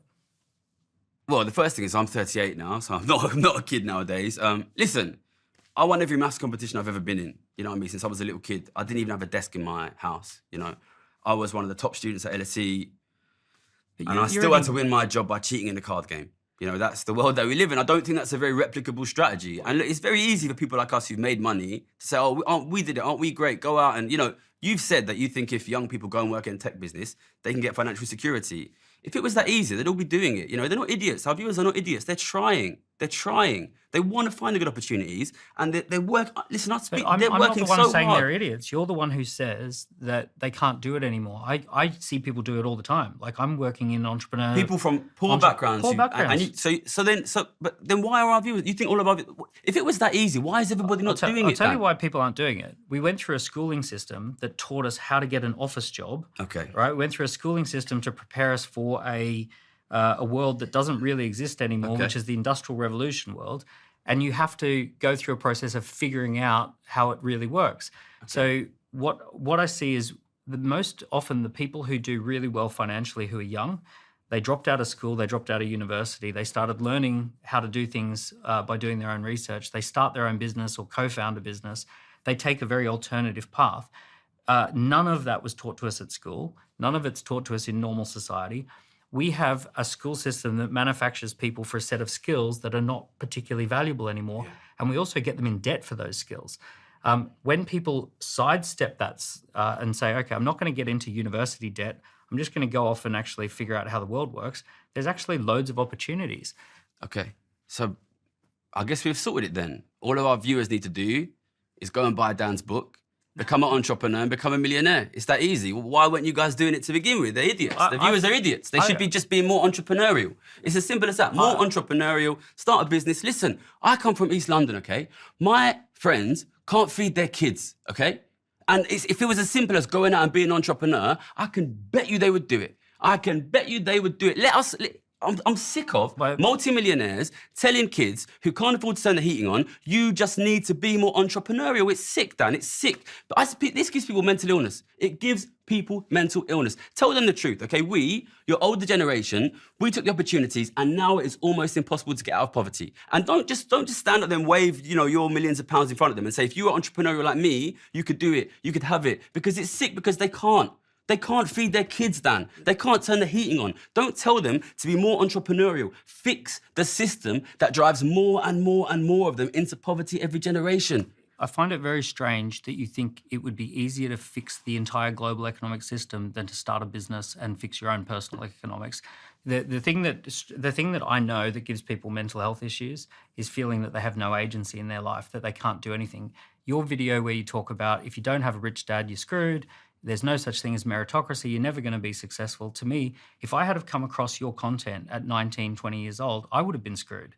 I'm so glad that I came across people who said, Daniel, you weren't born into a rich family. You don't have any bank of mum and dad, but it's cheap and easier than ever to start a business. Start by working for someone who's got a business, then figure out what's your opportunity. And there's a way. There is a way. I've actually worked with a lot of teenagers from poor backgrounds. And one of the things we do is we tell them, if it's possible for someone else, it is possible for you. I also worked in rural Uganda with a charity that did work with the poorest of the poor.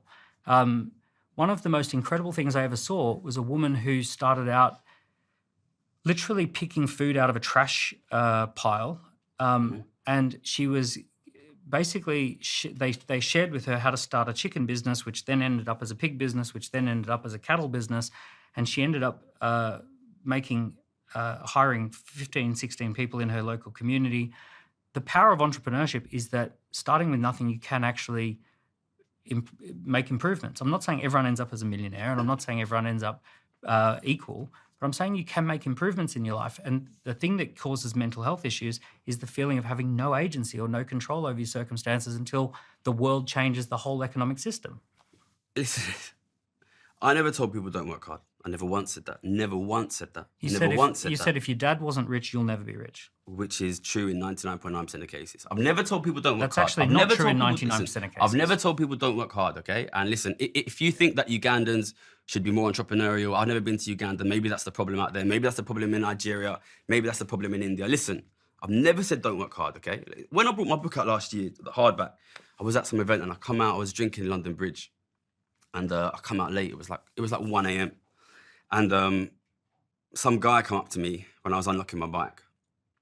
Some guy from Newcastle, which is the northeast of England. It's this quite a poor town. There's a lot of working class people there. And he said, oh, I've been watching you on YouTube and I love your stuff. And this guy started crying. This guy started crying on the street, right, in front of me. He's like, I work so hard, Gary. I work 2 jobs. My mum's sick and I'm trying to help, I'm trying to support and I don't understand why. And I'm sorry that I'm crying, but nobody ever told me that it wasn't my fault before. That's what he said to me, okay? And listen, I believe 100% aspiration, ambition, entrepreneurial spirit. I would never see a kid that has that and say, turn it off, okay? But the flip side of if you just work hard enough, you can make it, is if you didn't make it, it's because you didn't work hard enough and it's your fault. And I would like you to sit and think very hard before you send that message to young men and young women in our society. Meritocracy